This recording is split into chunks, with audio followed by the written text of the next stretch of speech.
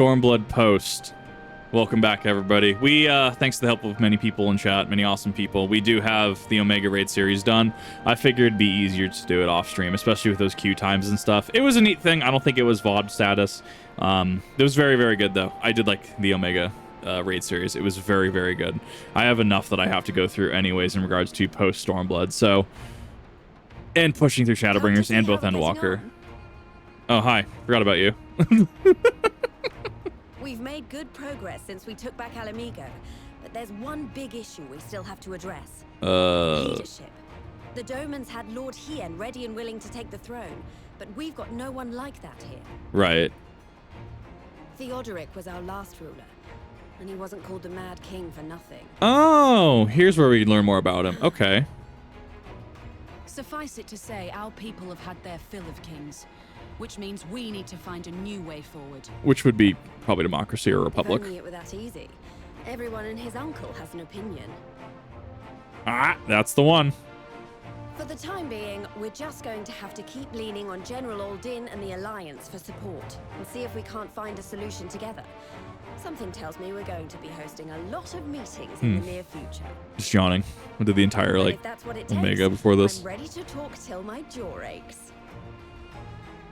That's a line out of context. The reach is yours, Nargo. Don't do anything I wouldn't. Which is a lot.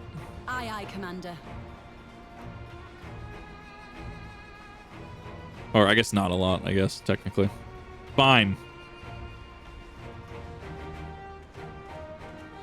Ah, there you are. I've been searching all over for you. Hi, Arnvold. How's it going? Don't worry, it's nothing bad. That said, this might not be the best place to talk. Will you join me? Is this about Alpha and Omega go to White Castle? And the sequel, Alpha and Omega go to Guantanamo Bay? Because this will show up on the VOD, but on stream, I was going onto that cutscene super hard. I love Alpha and Omega's epic adventure. I'll get to the point. Might you be interested in a spot of adventure? Define adventure. We were adventurous before we were scions, were we not? Define adventure. Define adventure. What are we doing? After routing the Imperials and liberating Alamigo, I reckon we've earned a bit of respite, don't you? And what better way to spend it than by returning to our roots? Returning to our roots. Dawn Trail logo. So, what say you? Shall we call on Alphino and go adventuring? Alphino's busy.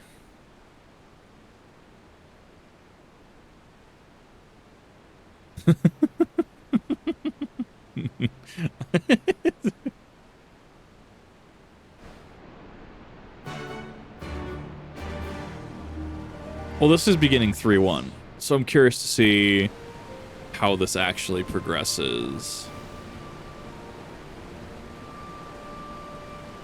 Actually, leave that to me. I went first for a little adventure. Wait for us by the Aetheryte. Be out shortly. See you there. I hear some of these quests are pretty quick and snappy in post. That being said, Xenos still kind of exists.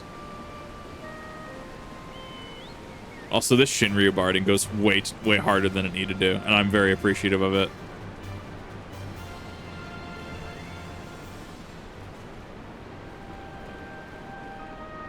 If an NPC shows up, Kip. All right, you exist. Oh, that's just, I haven't talked to Lise in like, I don't know, 20 hours, something like that. He scuttles. I kind of love him.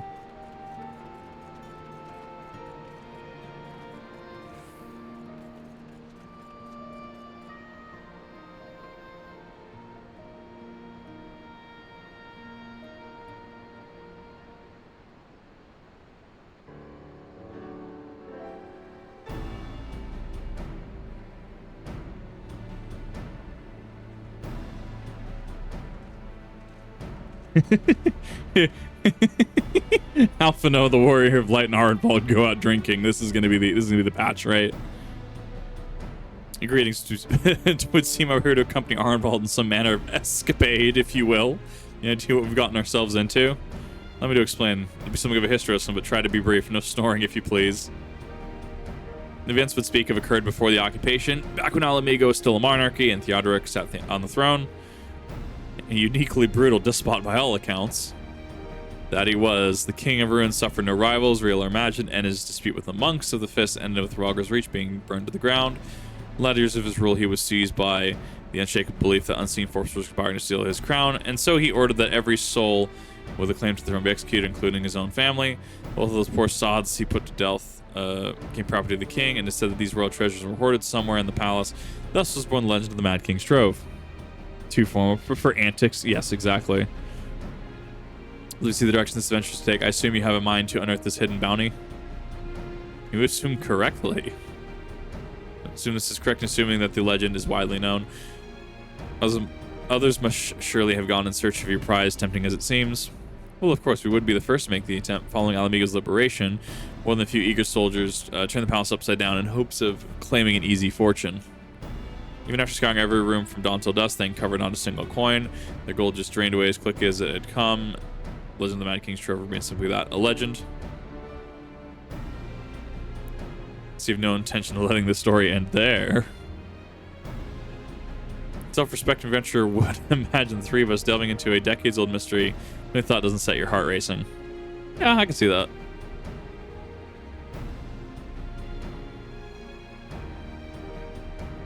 I just want to know where Xenos' body is. I want to know who actually took care of that. Shenanigans, tomfoolery, if you will. Hijinks, even.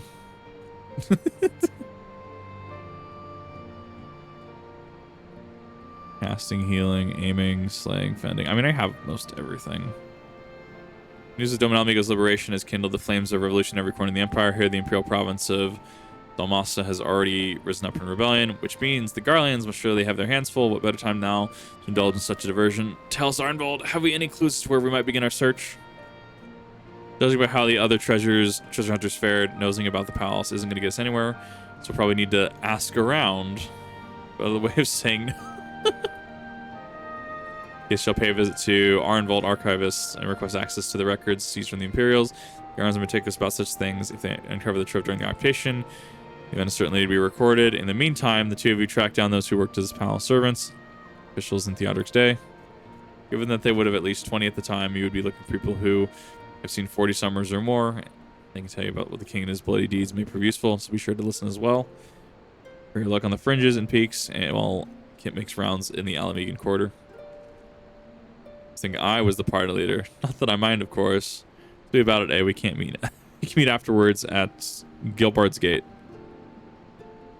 Hear the words Monster Cardo right now. I'm gonna spawn. It's happening. Alamigan quarter. Ass Hattery. Yes, Ass Hattery is kind of the. That's kind of the do not pass go. History summer in 14. Yeah, go for it. That is a bird. Whatever. I keep forgetting what that's from. I know I'm not there yet, but I want that. Cool mount.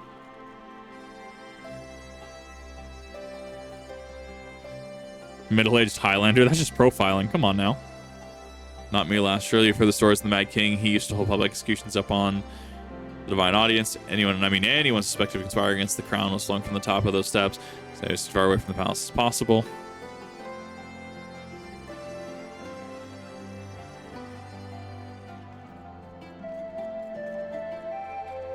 I do like the Alamigan soundtrack. It's kind of good. Like, Stormblood has a good soundtrack. I think Heavensward just hit higher. Old man stories don't show most of what I know. The Mad King is common knowledge. Only sees Royal Majesty when he deigned to attend the executions he'd ordered. And after that, even while his enemies die, was enough to coax him out of hiding.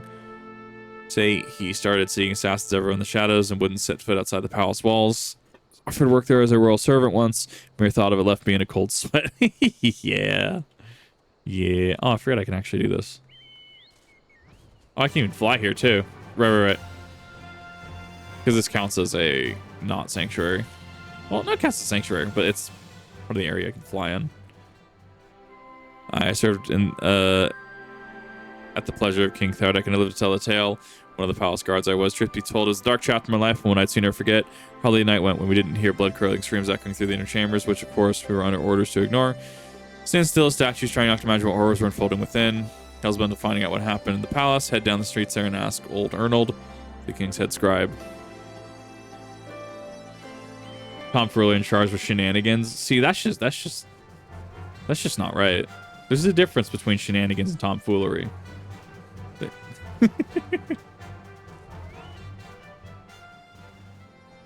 What do you want with me? Him judges some decidedly unsavory memories. Yet if Alamigo is going to move forward, we must acknowledge the misdeeds of the past. All right, well, I should tell you what I remember. I take it, you know, Theodoric's paranoia and the public executions of the kinsmen. Those were terrible enough, but in his last days, the servants' fevered minds settled on an even grislier method of, King's fevered method settled upon an even grislier method of quote-unquote disposal. Only a chosen few were unfortunate enough to witness. His Majesty ordered the court thaumaturge to release a vile curse upon the reigning members of the royal family, a magic which transformed them into fiends in hideous aspects. The resulting monstrosities were then cast in the darkness below the palace. Even now my sleep is troubled by nightmares. If others of Theodoric's blood were prone to share his madness, then mayhap is a kindness that the monarchy ended with him. Wow, that got fucky real quick. In a dream for a third-rate Sheboygangery. At least he wasn't a third-rate duel. At least he wasn't, what was it? The third-rate duels with the fourth-rate deck. That's the one. Hey, Virtual, how's it going? Is going for DPS and tanks. Why is everyone... No, everyone should not be getting regen. That's awful. That's such... No, what? That just changes the game completely at that point. Like, you will alter your style of play for that. Why don't we share what we learned?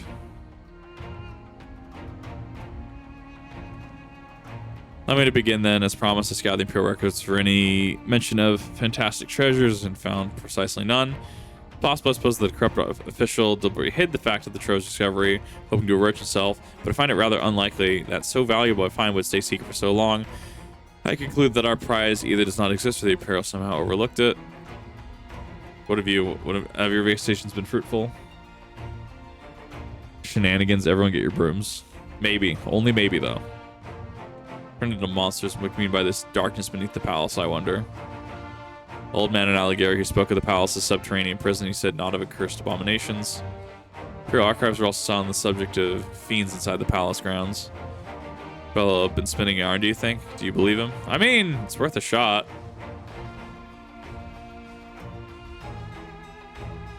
With a certain company. Oh, amazing. Chibi's absolutely based. Who's afraid does that lead credence to the tale, but I'm not sure how this helps us in our search. Not be so hasty. I read that in Treebeard's voice. Reynolds' antidote may have told us where the trove is hidden, but ere I shared the theory, this manner would clarify. Yeah, have a good rest of your shift, Slayer. Well, you spoke of a lighthearted adventure, but I assume this is a deeper motive for this. Why are you so intent on finding this treasure? Returning to Alamegan people.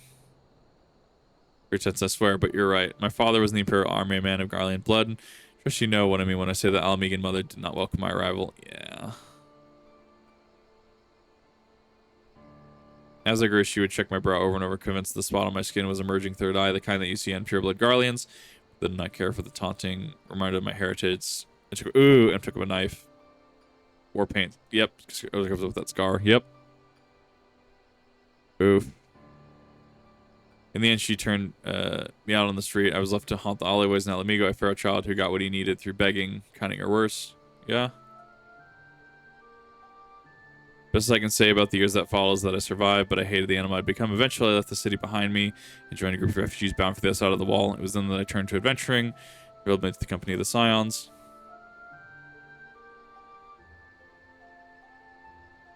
I got dark real quick. That you understand, I know too well what poverty and hunger can do to a person. You're stealing ordinary folk, and for a measly crust of bread, with Theodoric's gold, I could spare my countrymen the shame of living like that. Yeah? No, that's a good idea. I apologize, that can't have been pleasant to recall, but I feel it's best to be clear about our intentions. Got Kefka in a roulette. Oof. Big oof. Are you content to surrender the treasure to Arnvold's noble cause and claim the thrill adventure as your reward? Did I tell you my theory of the resting place in the Mad King's Trove, if you're mind to hear it? Don't know, I guess. I guess we go, what? Healing, I guess?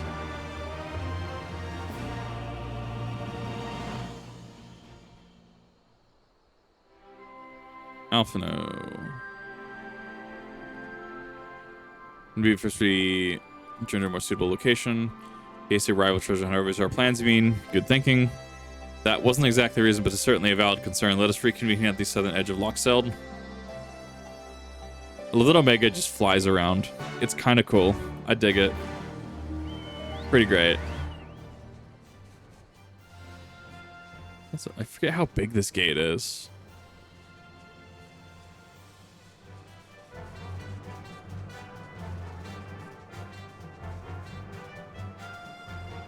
He do nyom. He's great. Nyom.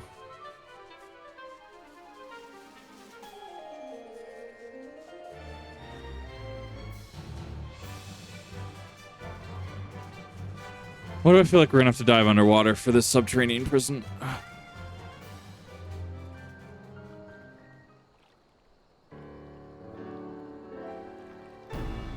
It was on my intention to draw out the proceedings. I simply wish to have the lock in sight when I explain things.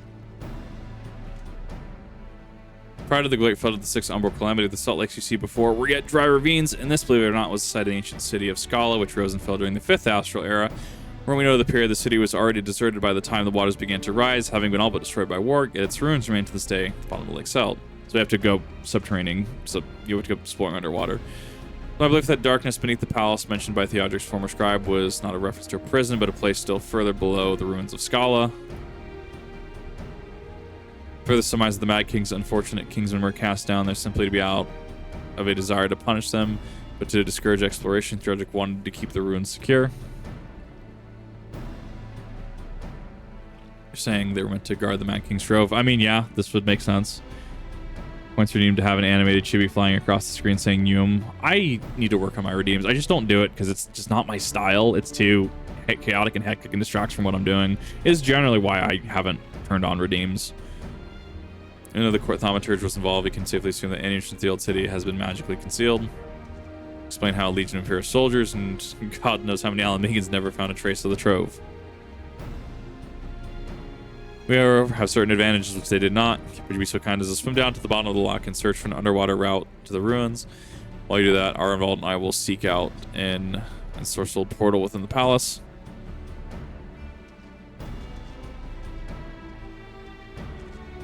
So the Kojin Blessing is actually quite OP. Because, yes, it grants you the ability to, do underwater things. You know what else it does? It apparently negates pressure. Yeah, that's a fun one. It apparently just negates pressure. Because the further you go down, right, the more water's... This would be really, really cold, actually. The further you go down, right, the more pressure is on you, the more water's pushing down on you. It just seems to negate that. So, Kojin Blessing is actually more OP than people think, or I guess people realize.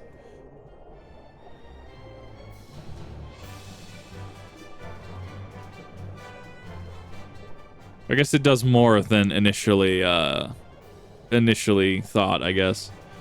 Gaming on Red Dead 2. I fucking adore Zentrea. Her style is great.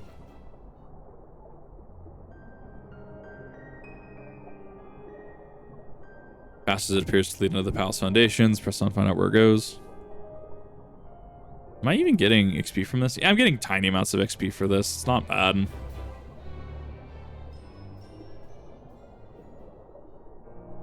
Door. For a few hundred feet. I guess, well, that's fair, but also, like, the Shisui dungeon, that is at the bottom of a trench. Once no door standing, temptingly ajar, it would appear that you have found the entrance to the subterranean ruins.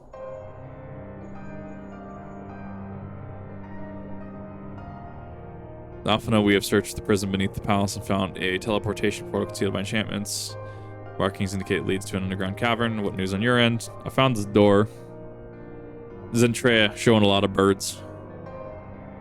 Down to the floor, dare say we'll be able to meet within. Go on through the door. Calling on a friend for help. I guarantee she's both dependable and discreet. We'll see. Oh, please tell me too, Gary. Ground City of Scala. Okay, that's a thing. Fuck. Hi, Yakahara. How's it going? I need to... I didn't actually realize there was going to be something this soon.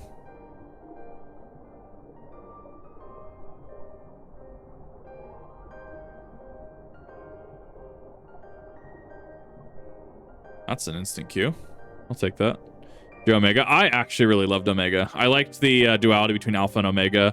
Omega, not understanding what it's like, you know, to effectively have a soul, so to speak. Ah, I love him. He's the little thing. I have that mount.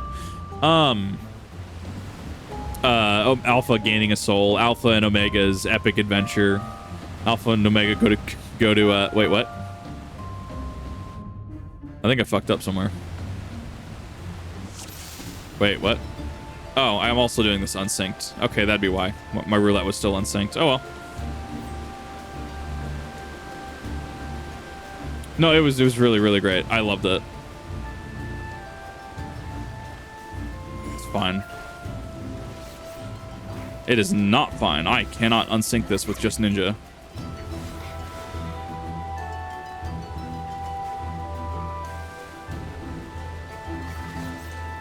I'm also 86 and not 90. I can hypothetically maybe do it as Thaumaturge. References? No, it's great. I as someone that's never played Final Fantasy 5 and 6, right? Like, it's really, I'm really looking forward to doing it. Like, I'm really looking forward to going through it.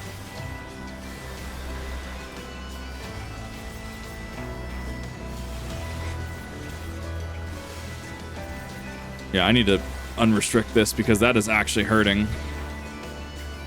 I'm dead in a second anyways. I didn't actually realize my duty finder was still restricted.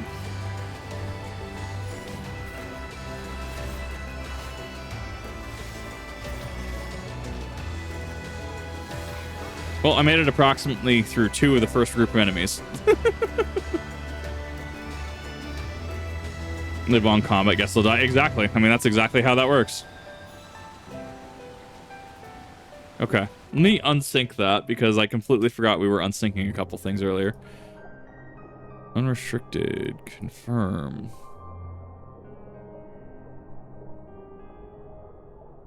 Eight minutes. Oof. Gross.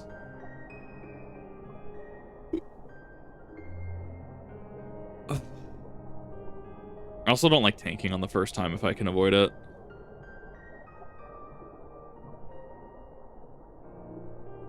Hell is it? I know I have the mount. Yeah, it's this thing. The Eureka's Petrol. Duty support? No, I'll be fine. This noob. Yes. Hi, Bella. I have a fancy. Even have any dies? I have that. I have all of these dies. So I do in fact have dies.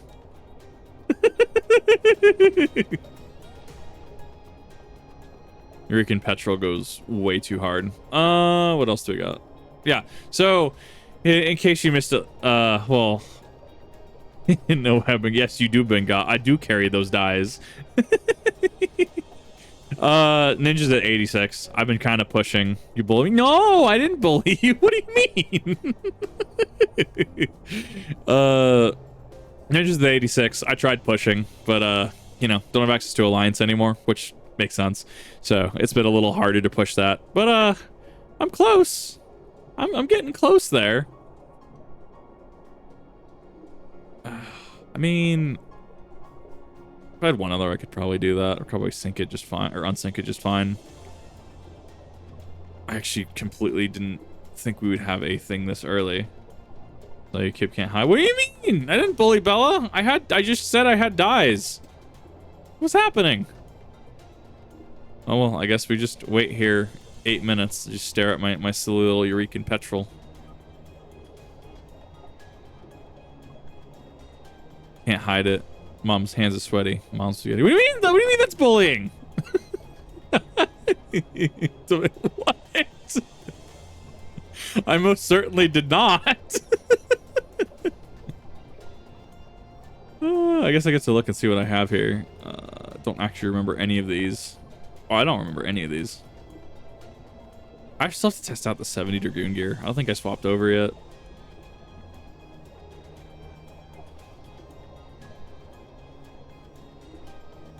I mean, I guess I could take a second to talk about Omega. It was cool. The first series, 1, 2, 3, 4, the fact that that was 5, That was really cool.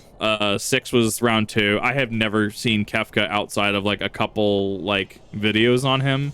So you can dunk your head.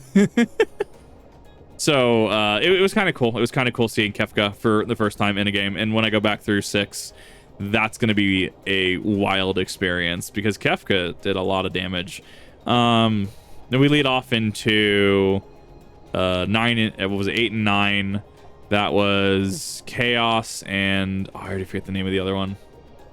Chaos and Midgard Summer. That was cool. I'm actually a little sad we don't have that Midgard Summer as a mount. I mean, I'd pay premium on the cash shop for that personally. That'd be really cool. Just Bella, please.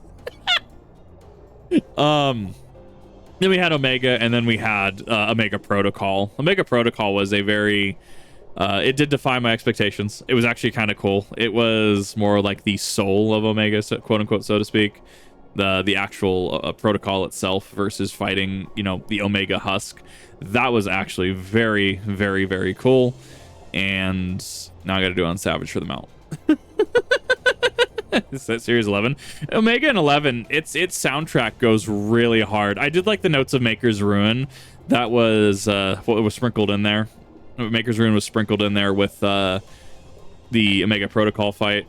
We had Hraesvelgar show up at the end. That was kind of cool as well. Alpha and Omega naming convention. I totally like got that at, you know, when we went into that. I'm like, oh, this is where Alpha comes in. Alpha and Omega, haha, it's funny, right? Alpha and Omega were a really cool pair, and the fact that at the end you got to see little wind up Omega pair with Alpha, and they just kind of, you know, go on some excellent adventure in Eorzea. That was kind of cool. The word like because he's trying to copy you, right? Yeah, and it's not quite there though. It was really cool. It's Omega trying its best to emulate what was killing it, what was just confounding it effectively, and it just couldn't do it. Omega, for all intents and purposes, couldn't hang, right? So I actually found it really cool. I found it really awesome, the entire Omega series, and I'm kind of sad that it's actually missable because you don't have to do the Omega Raid series.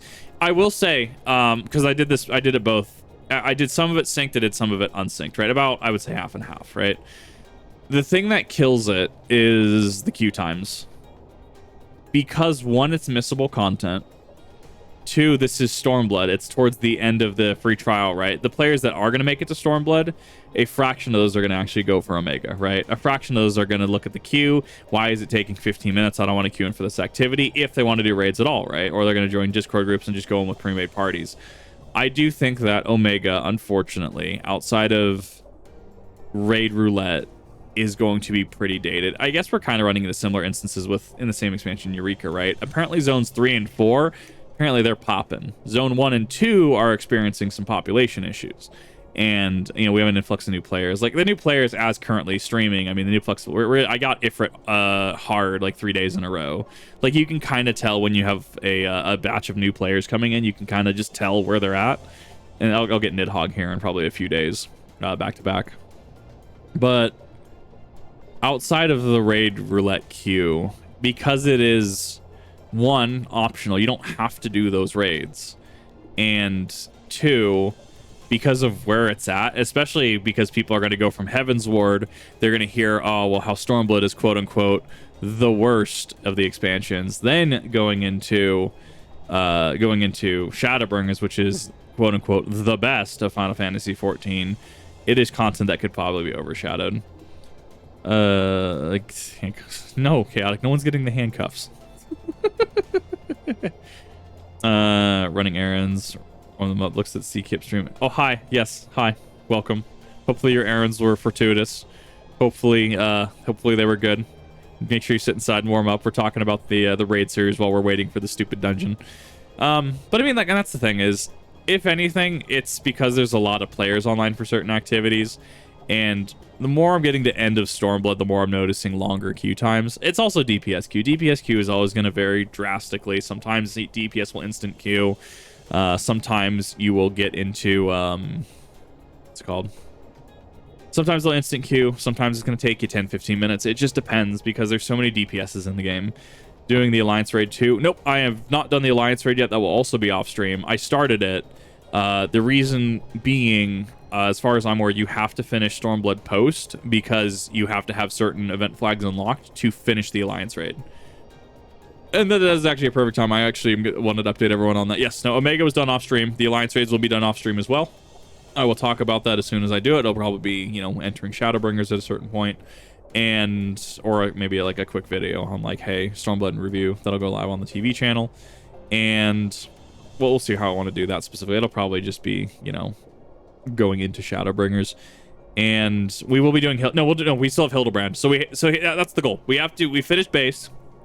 We have to finish Post, and then we have to finish Hildebrand, because Hildebrand is fully accessible through Stormblood after Post Stormblood is finished.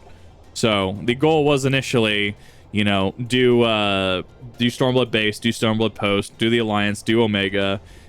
Eureka I can cut out because that's off stream, and then do Hildebrand.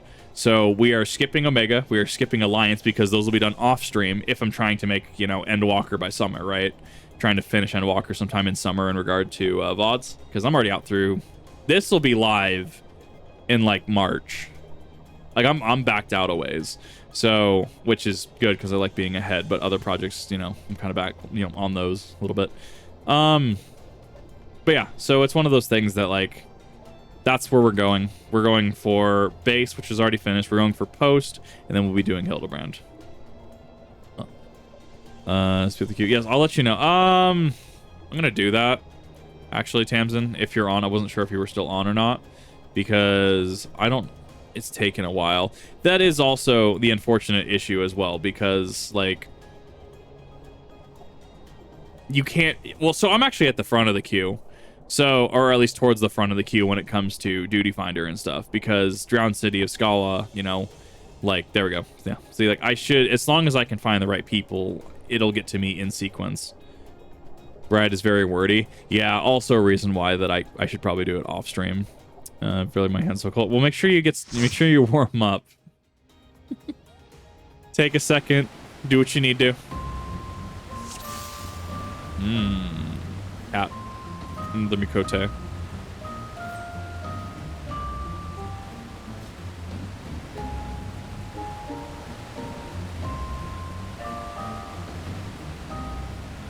Thank you, appreciate that. Well, and that does lead into for Stormblood so I guess Shadowbringer specifically going forward. I did explain this when I was going through the first part of Omega. Shadowbringers forward, I'm not going to be really going to accepting taxis. Like if you want to hang out, cool, absolutely. Go, feel free to hang out, mount, showcase, socialize. That's totally fine. In regards to Stormblood, and this actually does color my perception a little bit, which I'm backtracking on a little bit. There's a lot of moving in Stormblood. There's a lot of back and forth.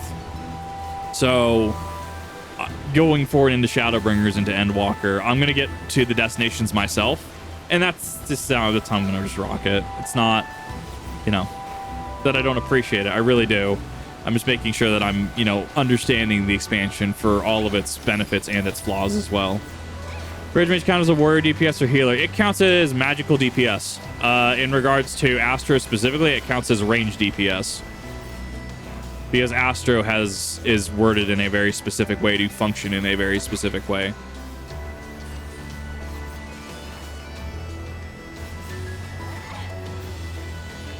But yes, Red Mage is DPS. Red Mage is interesting as a DPS because it gets a lot of neat toys. Egg.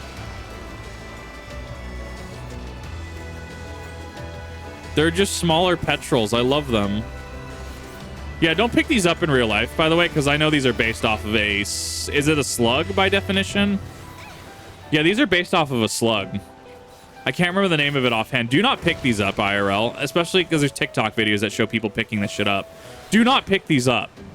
Like, ever. If you see this in nature, do not pick this up. I cannot stress that enough. Like, it is actually bad.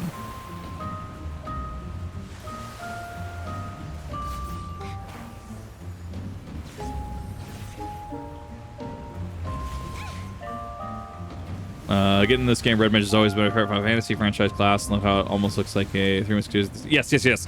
No, it's a good class. I would argue it has a higher skill ceiling, and it does a lot, but it doesn't specialize in anything. Like, you get res, you get some DOTs, you effectively cast a spell and get the next spell for free. So the rotation ends up being pretty cool. It is a very interesting class, and one that I'm not super good at playing. But Red Mage is definitely a fun class for a lot of people. That's a Kelpie.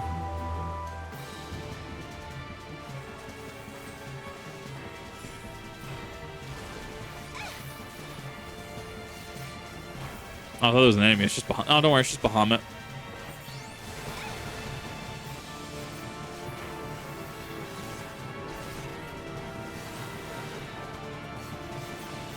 But Red Mage can also come in clutch. It's like 70, it gets res.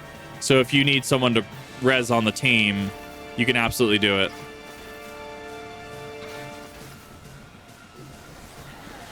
Hydro push. Oh no. Kelpie used Surfed. It was not very effective. Was what that animation was to me.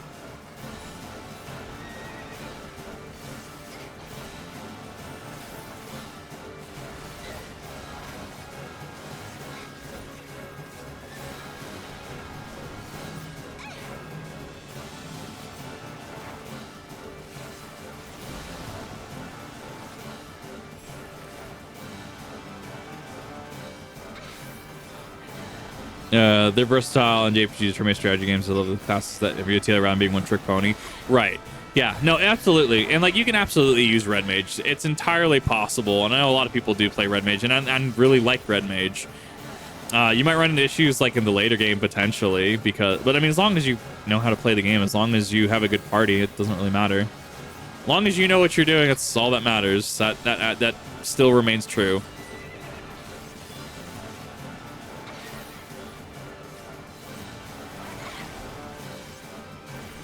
That kick would actually be very bad.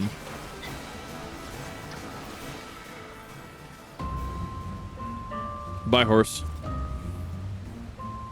Someone's gonna want that as a mount. It's me. I'm someone. So I found it. Yeah, no, there's some issues you could potentially run into. Stone Phobat. What the hell is that? That's just the boss from Super Mario Galaxy.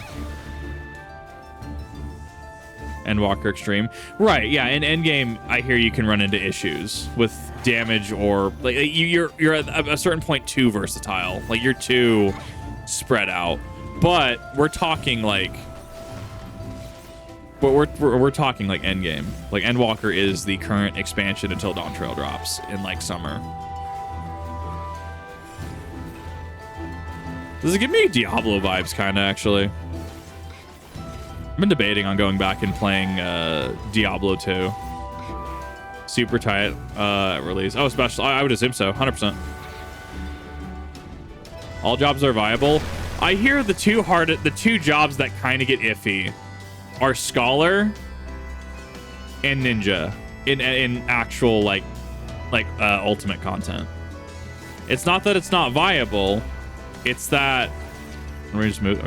I guess we're moving. Like, it's if you can run it and you can rock it, hell yeah. The issue is that like Ninja's very like I'm playing Ninja. Ninja's very bursty. You kind of play the game for a little bit and then you're on cooldown. I guess it's like old Paladin. I guess how Asmongold explained it, right? Not that I know too much about World of Warcraft, but it seems like old Paladin, where you know you have 30 seconds of being a literal god, and then you know. And then you're on cooldown for a minute and a half. So, kind of similar.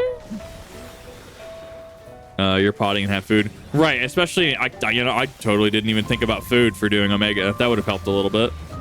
Like, we have levels on it, but I mean that would have helped a little bit. Creating raid food's the thing. But yeah, Scholar and Ninja are the two that have not issues, but they might not have as high a skill ceiling. The highest skill ceiling jobs at the moment are Warrior and Machinist. I heard, and I was watching Ari. I think it was Ari FX, right? Big Mentor Roulette streamer. Ari was talking about Heaven on High and Palace of the Dead soloing. And if you are Machinist, if you're good mechanically, Machinist is your your go-to apparently. If you're good with theoretical play, it apparently is Warrior. Because Warrior, you have to, I guess, like watch for certain things so you can outright just die. The old one, I love it. It's just a is that a Dogu statue? I don't remember what they're called. A bit of a ceiling due to it being ping connected. Yeah, I guess that's fair. Yeah, especially if you're on like potato internet or something like that. That could affect how you're playing.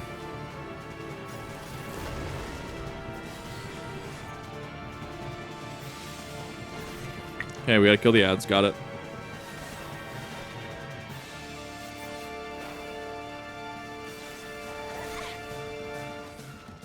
I can't warp to. Red Mage Paladin, 3 Dark Knight, and White Mage. I'm going very preferential to Black Mage. I like how Black Mage plays in this game. My Black Mage, I also maxed out in A Realm Reborn because I'm an absolute, just insane person. And so I can't, I'm a Spriggan. Spriggan.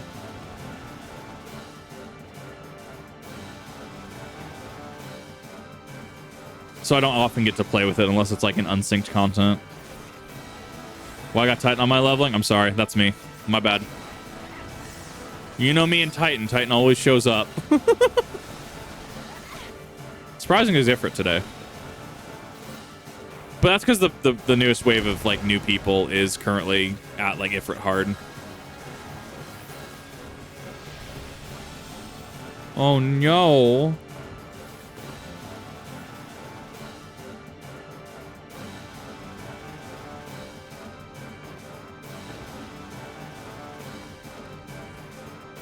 Oh, I guess okay. So there's a button to actually go back.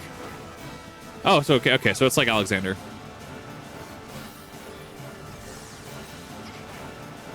And so it's very popular in week 1 rating. Bye, Dogu.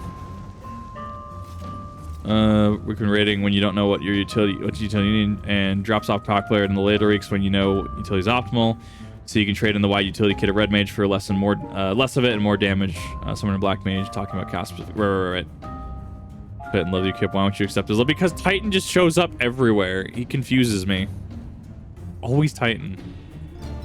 Completely. Yes, Spriggan absolutely did it. Absolutely, just completely just no. That's just what Slimer from not Fairly Odd Parents. Ghostbusters. Wow, brain. I'm awake.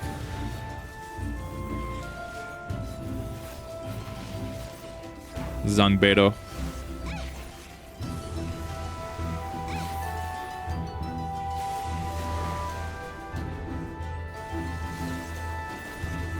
Return Drown. Yes, we're doing Drown City. I have started a Stormblood post, and I learned that apparently at 86, Ninja will not be able to unsync it because I totally forgot my queue was unsynced. So then we talked about Omega for a bit.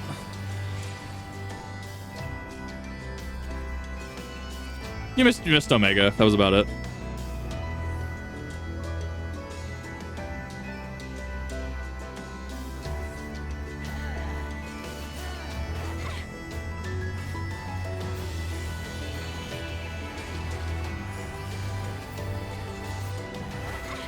Yep, we finished Omega today.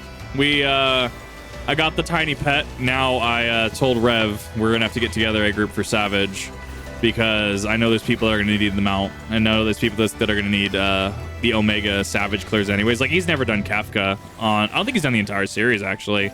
Rev has ultimate clears, but doesn't have a Omega Savage clear.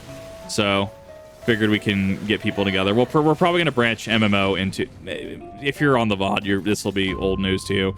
We're gonna split MMO to probably a Final Fantasy dedicated channel at this point. We have enough critical mass, I think, that it's worth it at this point. We just ping people.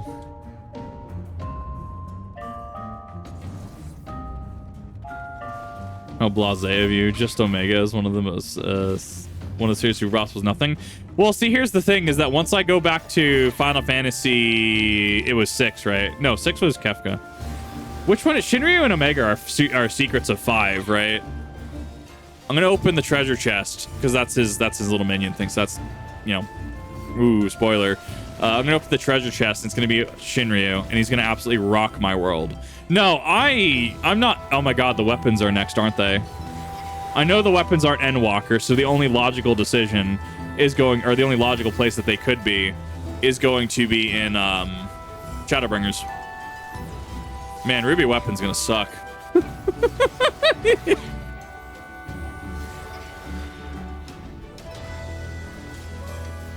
I don't have good memories of Ruby Weapon from 7. I never beat Emerald or Ruby in 7 actually, and I never did Chocobo breeding. So when I actually get around to playing 7 on this VOD channel, hint hint, that's gonna be a fun one. It's gonna be a fun time. Yeah, no, I'm not ready for the weapon. I'm not ready for Ruby Weapon. I mean, I already know they're in the game. Like, I have Ruby and Emerald Weapon, or I guess technically Rubelite and Tourmaline Weapon. I already have them via PvP rewards.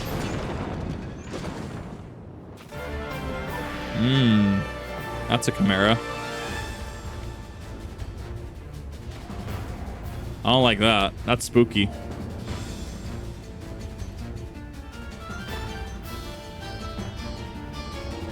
Therefore, I want to go through all the older Final Fantasies. I'm not playing Strangers of Paradise because apparently it technically retcons 1, I think. I'm saving that for last. I want to play through the series before I play some of the retcon stuff. Which does mean that, you know, not Crystalline Conflict, that's the game mode. Which does mean that there are things that will be on my list, like Zodiac Age, which the Stormblood raid series is based off of. Like, I want to go through stuff like that. I want to go through 13. I want to go through, I mean, 10, obviously. 10, 2. That was Theodric's best friend. Okay, because I know he has a name, Poison Tongue. Like, he has a title. So he clearly is somebody that was of great importance.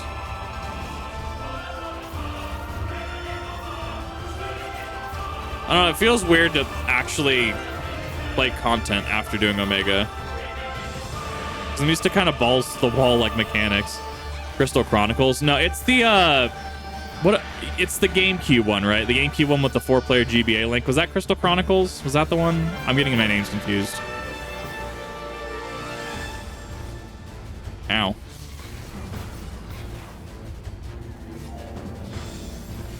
The Tactics. Is that Tactics? I don't know. I'm trying my best with names. Like, once I actually play them, it'll make sense.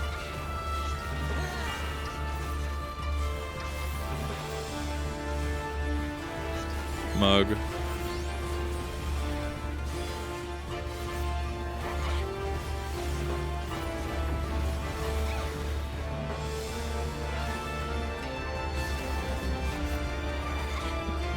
Yeah, we're kind of seeing similar. There we go. There we go. Yeah, because we kind of saw that in Lakshmi. Is 12? Is it? No, can't be.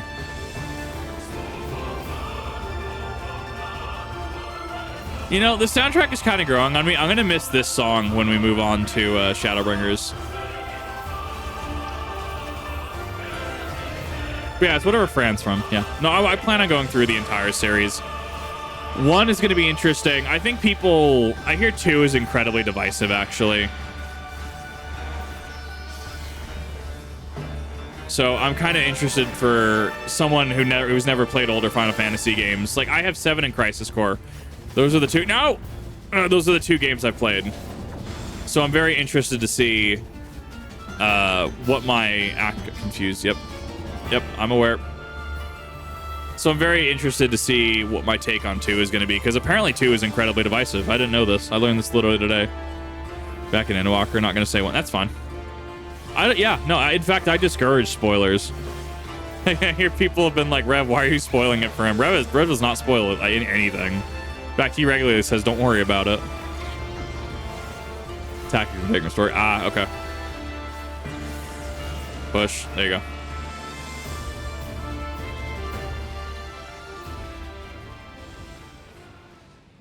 Oh, thank you for hopping in. That really sped that queue up. Look, I thought it was Rev, but he's like, Kip, I never spoiled that for you. And I'm like, then it had to have been someone in chat, because I know for a fact someone said a certain Catboy comes back in Shadowbringers. But even then, right? Oh, someone says, oh, Crystal Tower is going to be canon. Okay, but then you play through Crystal Tower, and you just go, okay, when is he coming back, right? So if anything, we can argue that making Crystal Tower mandatory content spoils that as well. Like, I'm just saying. Cool. Thank you. That helps speed that up a lot. Solid store for the time. The mechanics are that, or what they get the heat, but it's understandable and work. Okay, yeah. I'm very curious how I'll take to the mechanics. Is inhabited by King Theodoric's kin, or what is left of them. Terrible, aye. But their misfortune is our fortune. Stuff happens. Oh, chaotic. How could you? How could you spoil that? By the 12, there is even more than I imagined. Look at this painting. This, I still have more of 4.1. There's no way this is 3. This is 4.1. Oh, I can't wait to see the look on Lisa's face. Thanks for believing in me, you two. Line series based on the Final Fantasy Tactics and 12 with characters from both, including the Kingdom of... Okay. Okay, so it is based off of 12 and 12 adjacent material. Thank you. Fair share, but they ended up bearing the bulk of the burden as usual. Truly with fetching prowess, my friend.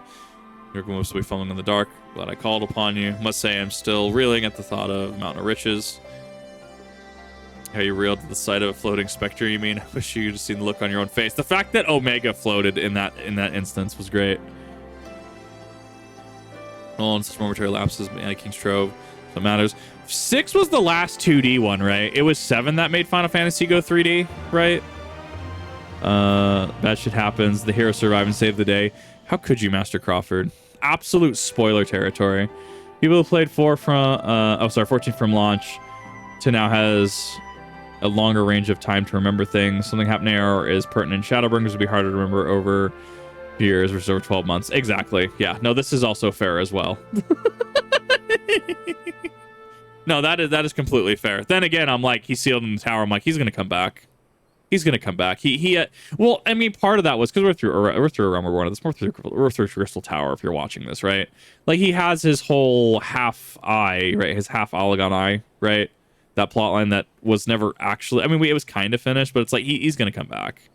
Crystal Tower is an asset that is going to come back in some capacity. In what capacity, I don't know yet. But I'm saying it's a rather easy call. Seeing experiences 4. I hear 4 is great. It's Rob's favorite. Take my leave. Don't let us keep you. Thanks again. Say hello to Vimma for me. I love how it just went silent. Perfect. Now then, if there's still a meeting of representatives to come across Alamigo, at least should be in the city. Shall we seek her out? Yes. Only being able to access Twitter and Twitch proper. So I'm honestly about to actually... So I pay for YouTube Premium, but even then, after... Because YouTube still continues to push this anti-ad policy, I don't think I want to... And so here's the thing that I'm concerned about is... It's this now. What will it be later? What does this set precedence to? I have to think like 3 steps ahead, right? What is this set precedence for? What will happen next? I'm probably about to just abandon Chromium at this point. I know a lot of compatibility is done with Chrome. I'm at this point I'm not really feeling it. I'm really not. Please just tell what you've been up to. Feels like the first true story in the series. Interesting. Glad you asked this. Pretty sure you're gonna like the answer. The twins gave him the royal blood and he got full Alagon eye. Oh, okay. I forgot that plot point then. It just seems like he would come back. Like, and I was like, I'm pretty sure he's going to come back when I did it. You can go check the Crystal Tower VOD. I'm pretty sure we discussed it in there. Matt King Strove thought it was a myth. So there are plenty of people, but they didn't have Kip and Alphino in their party. The credit for finding surely go to them. As for what you do with it, goes towards leaving the suffering the Alamegan poor. While now strictly use Opera. Well, so here's the thing, Jace, is Opera is still Chromium based. It still uses the same coding. Or someone with tech experience can explain it better than I can. Opera is still a Chromium browser. That's why if you try to ad block, you'll still run into the same issues on Chrome. Or not, on Opera as you do Chrome. Firefox is the one that people end up using. Since forever. Yeah, I have buddies recommending Firefox to me. Yep. Opera is also Chromium. Definitely feel free to fact check me. I'm more than open to fact checking. Much as you say. Armvold did not exaggerate, I assure you. We could not hope to carry even a fraction of it on our own. We were sketching out a rough map of the ruins. If you will assemble a squad of your most trusted freedom fighters, you'll be able to follow the route where the treasure lies. Understood. Make sure every coin is accounted for and that goes. Well, so the thing, I miss like say things all the time, or if I state something incorrectly, I'm open to being proven otherwise. I'm open to that. Better than Chrome. Yeah, and that's the thing. If you like it better than Chrome, you like it better than Chrome. Like, that, I'm not going to say don't use it. Other thing, when the time comes to draw a plan for distributing the spoils, I ask that you consult Alpha now. I don't have a head for details. I'm not educated. I see that simply handing out sacks of gold won't solve everything, but it could really tell you, what to do instead. That's how inflation happens, actually. The whatever the Alamegans use would just go to zero, because all that currency is now in circulation. Anyways, so you give Alpha now. Shall be at your disposal. Got a problem? Oh no.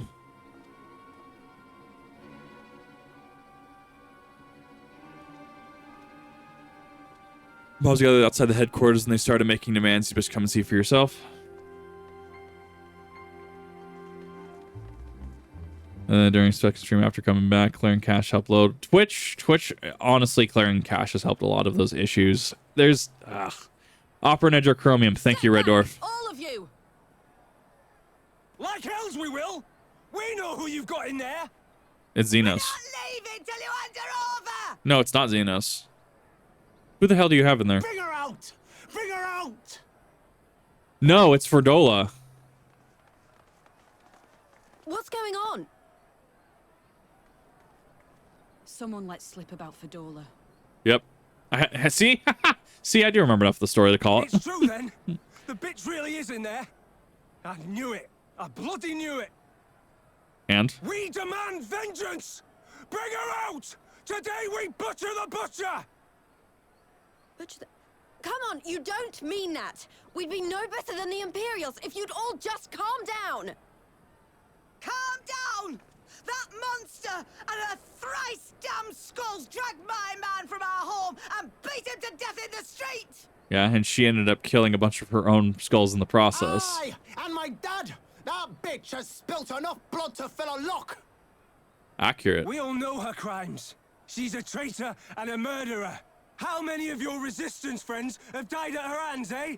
And here you are, protecting her! Yeah, they arrested her, yes. So that's what all the fuss is about. Hi, Robon. Hearken to me, brothers and sisters of Alamigo. Hey, who's this? That... It is, the Bull of Alamigo. yeah, it is in fact the Bull of Alamigo. My friends, you are not alone in your anger, your grief, your despair, for it is mine as well. That gnawing pain in your breast, it is enough to bring an old bull to his knees. He's a very good public speaker. But I ask you, brothers and sisters, to think not only of the family and friends who were cut down before your very eyes, but to think also of the ones who were abducted, the ones who may yet live. The clipping on his braids really hurts. Where were they taken? What became of them? These questions demand answers. Yes. I share your thirst for justice, for vengeance. But we will gain only fleeting satisfaction if we give in to our base appetites. We will never know the truth. Yes, during a service to the Sultanate, Now absolutely. is the time that we, the people of Alamigo, must decide what manner of nation we will build for ourselves and for generations yet unborn. Actually, I'm really sad that Nanamo really doesn't do anything after the whole Nanamo plotline. She's just kind of like fallen off as a character. Fuck, yeah, that is fair, Jace. Sink to the level of people where she is. You have to prove the world that you're better than people like her. That's what I would say. Yes, absolutely. When they look to our example, will they Babyface. see a people who held fast to their principles, or one who cast them aside when tried? I say to you, it is our responsibility to give these prisoners a fair trial, that they might answer to all of Alamigo. The Garleans called us savages, and I'll be damned if we prove them right.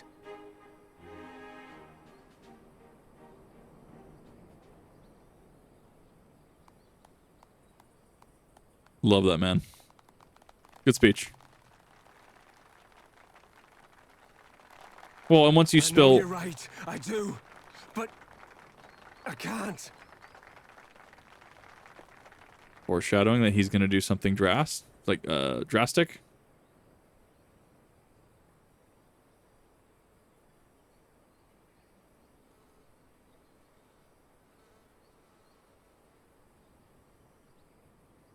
At least there's a lot to learn from Rabon. Doing an adventure, singular attention when she needs to. Right. It's just, yeah, no, like, it makes sense. It makes sense, especially because her plotline is effectively resolved at this point. And considering that her initial intention was to, you know, abandon the throne, but now that's been kind of put in place. Most people should seek a target for their pent-up raging grief, wishing the solution.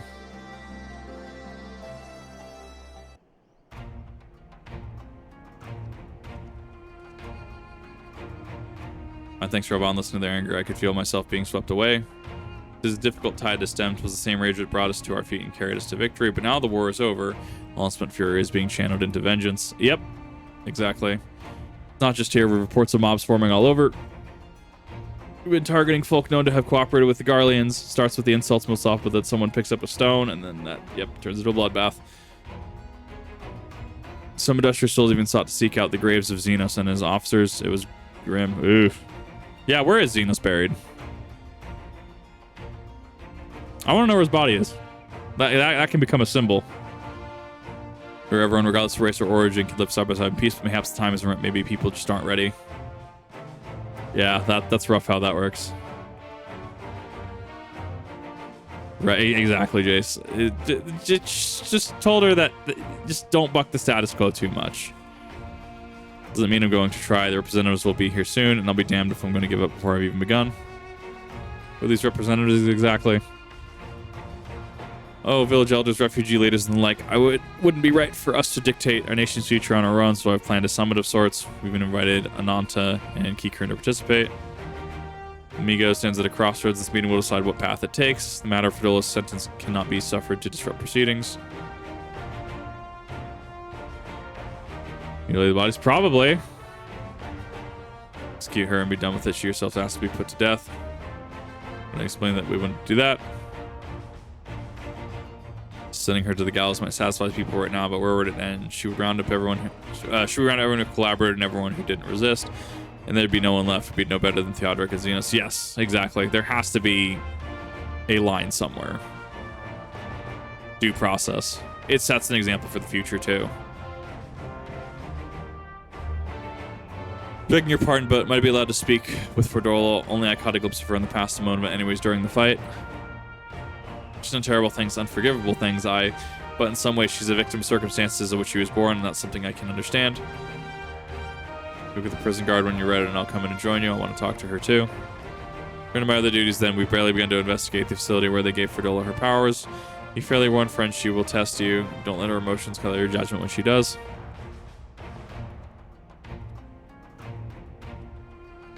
Proving the Garleans just how savage you are. Right, it is you have to be, quote unquote, the bigger person.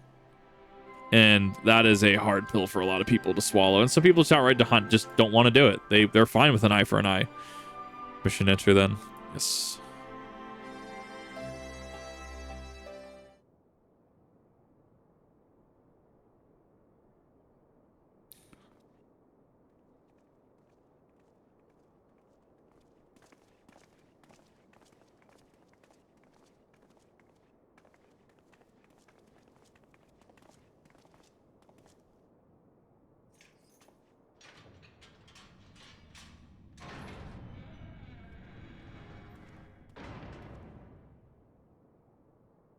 Bit dark.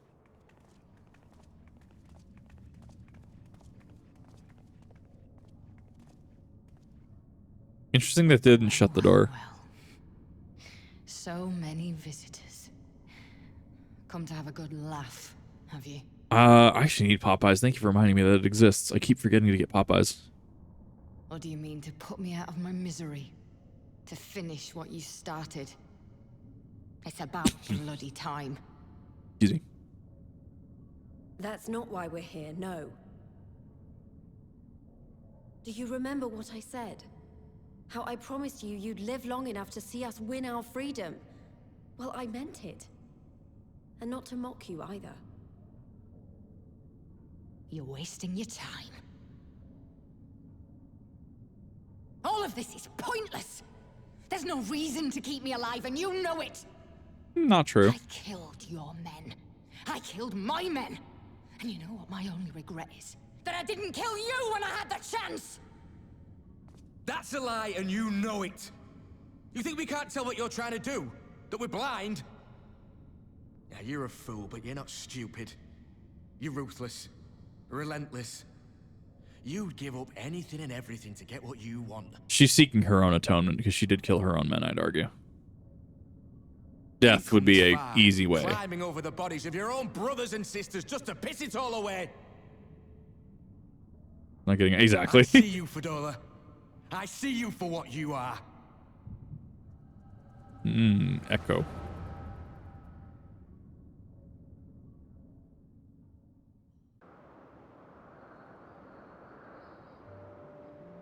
Exactly. Exactly chaotic.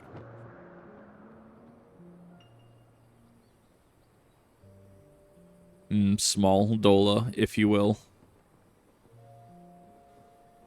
Come along, Fadola. We mustn't be late. The Imperial Viceroy will be attending today's banquet. All right.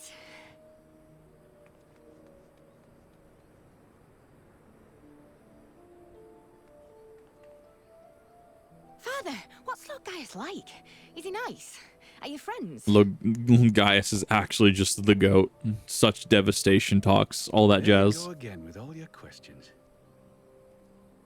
So she was upper Lord class. Gaius is a great and honorable man who looks after all of Alamigo. He's very busy, and if we don't hurry, we'll miss our chance to see him.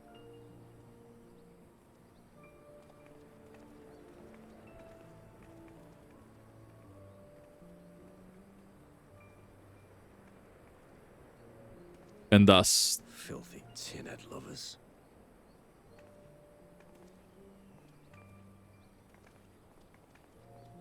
yep. And there's the division. Father, what did that man call us? You can't understand these concepts at such a young age. The little tin-head lover doesn't know what she is, eh? A traitor, sweetheart. A backstabbing bitch who gladly betray her kith and kin to gnaw on what few scraps the Imperials deign to toss her. Like your bastard father and whore mother. Wow, that man's about to get stabbed. That's not true! My parents are good people! They've never done anything like that! Was a citizen, they were up. Yes, yep. Oh, but they were quick to help themselves and their bitch spawn, weren't they? You're just as guilty as them.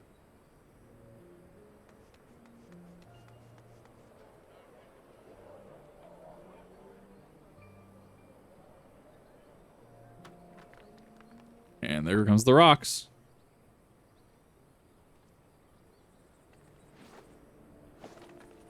Fadola!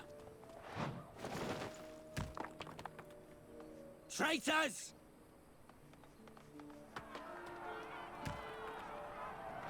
No. Being a citizen was just, it's like being an honorary Britannian in Code Geass. It's a position. Please, you have to do something. My husband and daughter are in danger. The fact that they're not going to stop a Soldiers of riot. the Imperial Army are under no obligation to intervene in the disputes of Arn. Yep. We're citizens. We have rights. Classic. Ah! Father, I'm scared.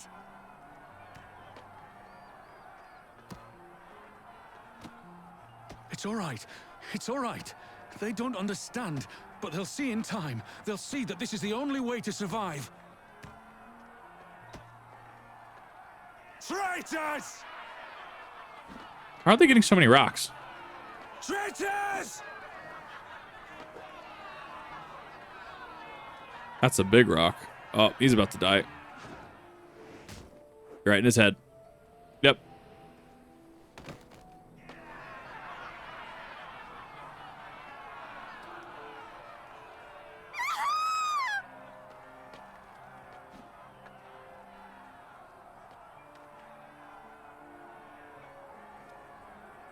Let the savages have their fun. They'll be more compliant once they've tired themselves out. I hate that he makes sense. Let people have the run of their ways. He's I hate that I understand the interaction. It's not right. It's not necessarily moral, but I understand it.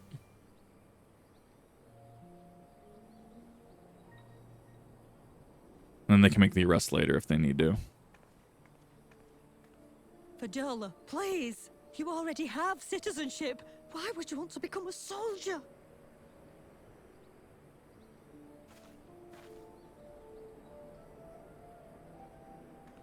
Because she wants to make people feel that same fear. What have you done to your face? Forgotten it already, have you? I'm honoring Father's memory. By telling the world that you know better than a common savage.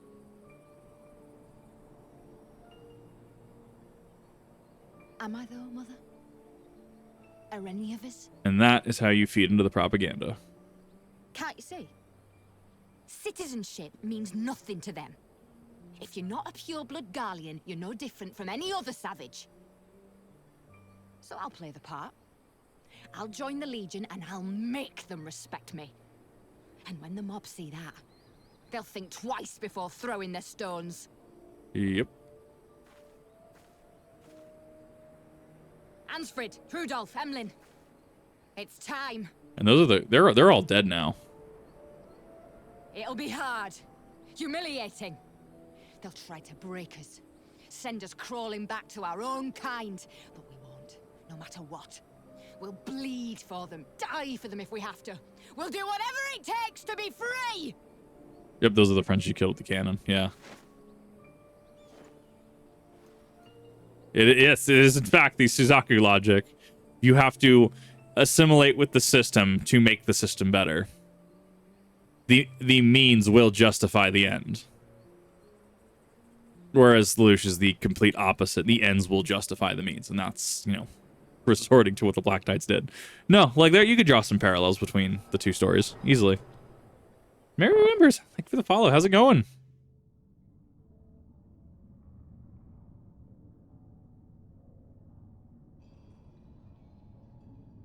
So, you mean to play the part one last time, eh? The unrepentant traitor whose death will serve to unite the people? Shut up. You had every chance to kill yourself. Fashion a noose from your clothes. Wait for the guards to leave you alone long enough to slip it over your neck. Yeah, he's not wrong. I said shut up! Oh, but then it would have all been for nothing, wouldn't it? Whatever it takes. That's what you said.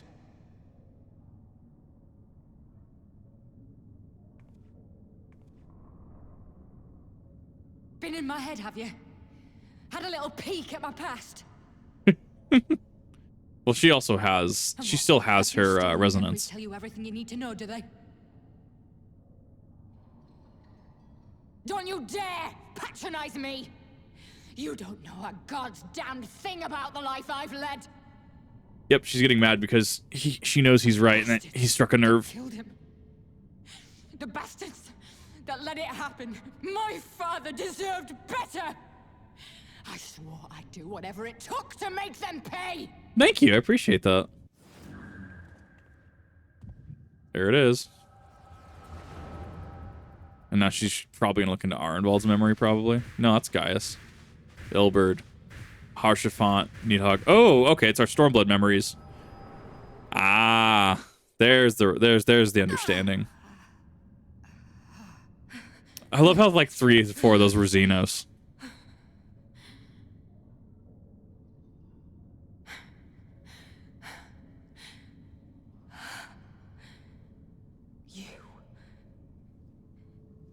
You.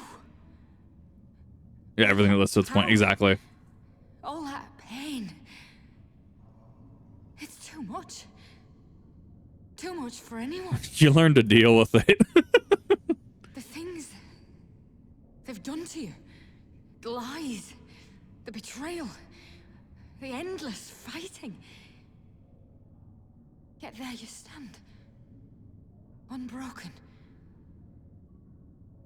Yeah. Exactly, Mary. So much PTSD. It's fine. You just learn to deal with it.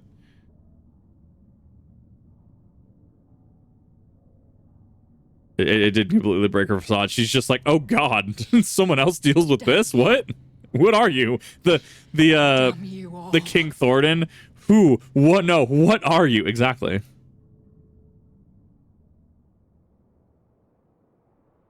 You still have time, Fordola. Think about how you want to spend it.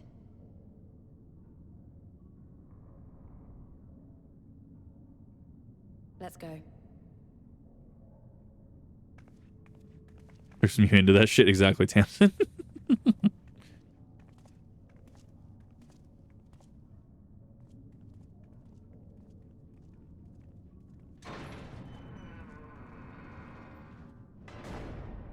I want to see how her story plays out.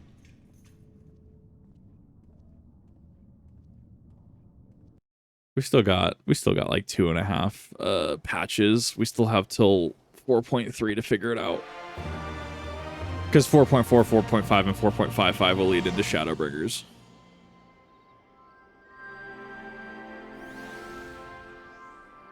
We're not gonna talk about my inventory. It's fine.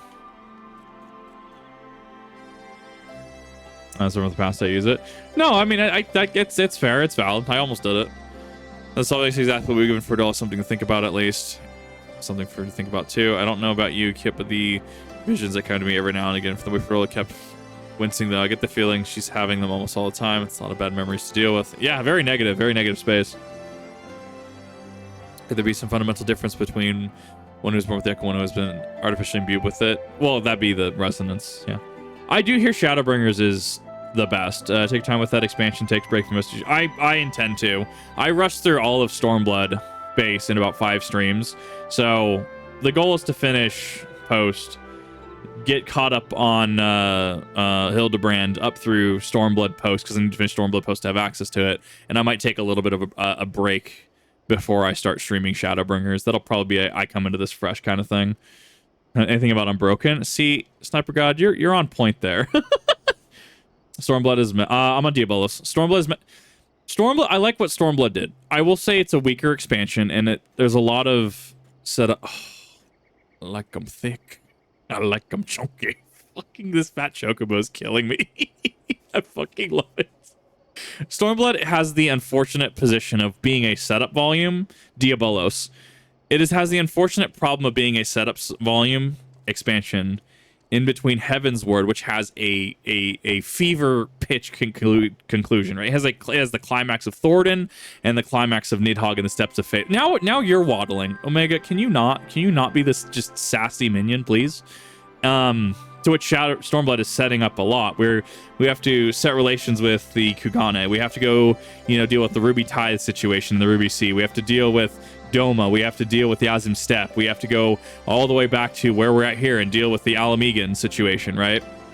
And up to Xenos and the Omega-esque. We actually still don't have an answer for Sermet, actually. Sermet still is not answered by MSQ, so that must be... It's got to be the end of this expansion. It's got to be in Post. I know the Garleans make it somehow. I don't know how. But it's not that it's awful. It's not that it's horrible. It is a weaker expansion. And in my opinion, they kind of fumbled a little bit at the end with some of the soundtracks. The Fordola soundtrack didn't quite hit me when we were doing the whole disruption thing with her. And Xenos. The soundtracks didn't, and especially in Shinryu, I don't think they quite hit. And something just...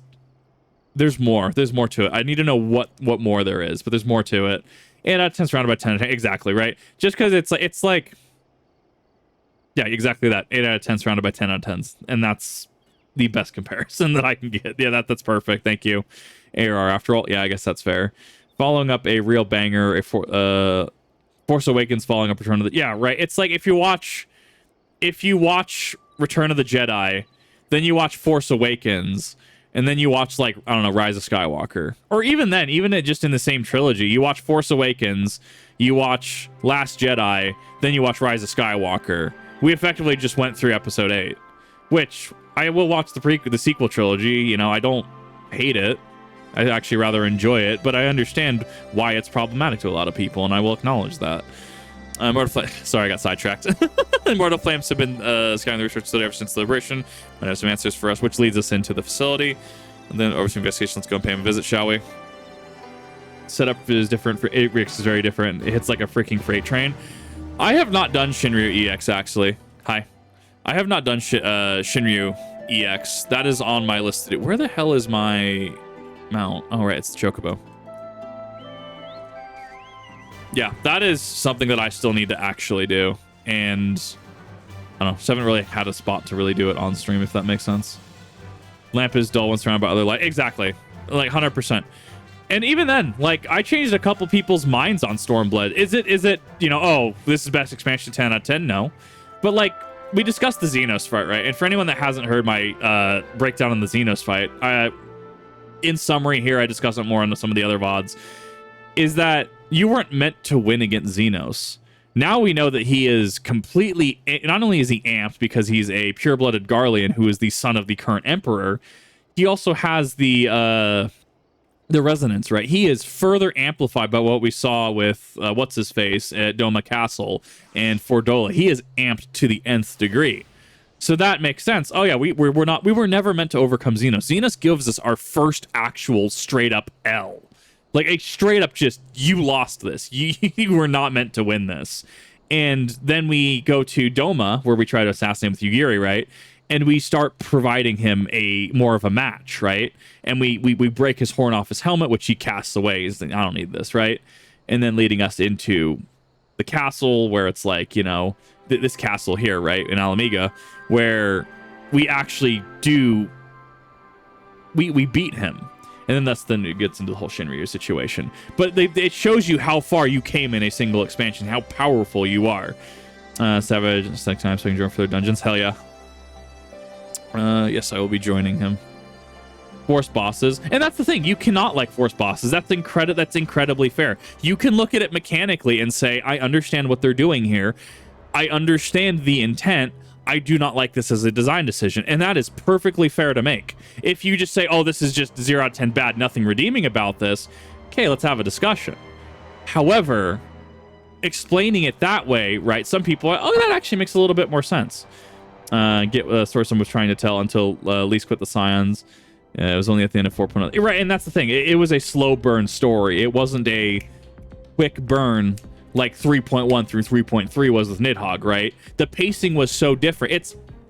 Have any of you read Robert Jordan Wheel of Time series? Have you? So obviously this is the adaptation, right? If you read Eye of the World, The Great Hunt, and what was the third one? Well, Lord of Chaos was 6. Whatever the first 3 are. You have Eye of the World and let's just go the first 2. Eye of the World and The Great Hunt, right? Like, if you read both of those, you're like, okay, this pacing makes sense. Okay, a little long-winded in some places, but it makes sense. Then go read Lord of Chaos and Crown of Swords. Tell me you're not just going to put down the book after reading for like 2 hours. Like, this man, he keeps going. Like, God, I love the story Wheel of Time is trying to tell, but oh my God, I'm so sick of braid tugging and talking about this. And then we swap from, you know, Nynaeve back over to Rand, over to Perrin, over to Matt Cawthon, over to Padden Fane. And it's like, oh my God, bro, you got like 7 and then we got the Shanshin down south and their whole slave thing with was it Daemon or whatever? I can't remember. Like, oh my God. But so think like that, right? When ARR and Heavensward pace you for a certain thing, and then you pace it incredibly different in Stormblood, that's just gonna rub people the wrong way, right? It's exactly like reading the Wheel of Time series. I'll look at the body bags in a second. Expected she didn't say much, but it was a total waste of time. Arnval noticed some odd about her, thinks that he might have visions almost constantly, which is not how the Echo Normal works. If anything, that might explain the difference for her. Our precious to organize the research materials, let alone study them, to be frank, and welcome the science expert assistance if you have the time to lend a hand. Rule of X-Men, yeah. Unwinnable fights. Right, and that's the thing, is that, like, from a gameplay mechanic, you can absolutely hate it, and I think that's completely fair. I think that's, you know, if you don't like that, it's fine. I understand why people take issue with it. I'm able to glean, okay, this is what they're trying to do through this. I understand what they're trying to do. And I can rationalize it. I'm getting flashbacks to the Midgar reactor in Crisis Core. Cryo Cell seems more ominous now, knowing its purpose. The surrounding pods are marked supply subject, while this one is labeled master subject. Ah, interesting. Requesting the Alliance to analyze the devices. I've been reporting everything in interest. Notice the labeling. All the pods designed to drain the ether out of the occupant, save the one right here. So this is the one that, yeah, is the interior has been fitted with an array of sensors to measure etheric waveforms. To that purpose, however, I couldn't tell you. Or to what purpose. If I can find the body bags.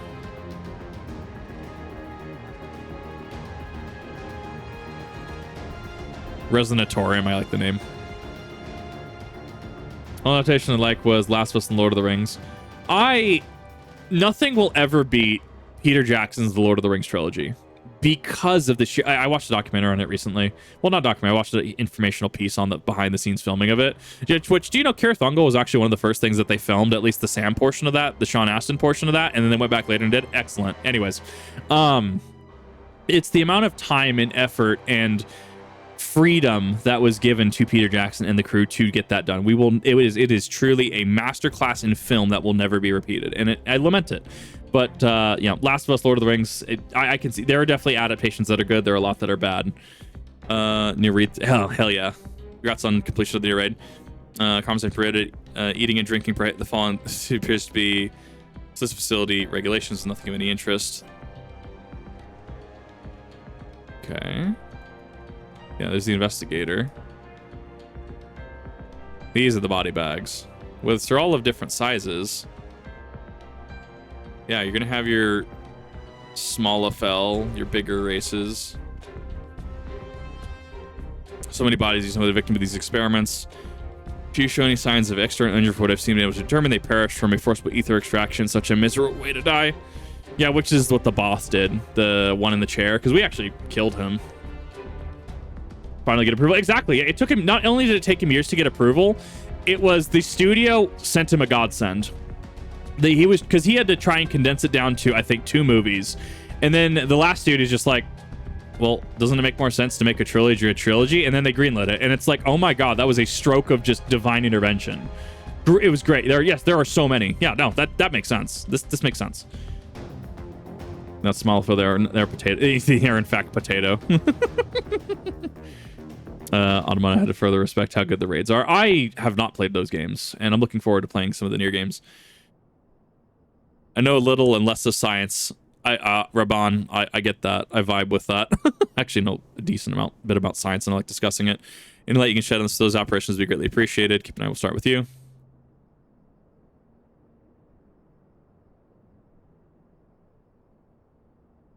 Yeah, but no, it's Lord of the Rings is still one of the better adaptations, and even then, there's like there's things that stray away from the source material.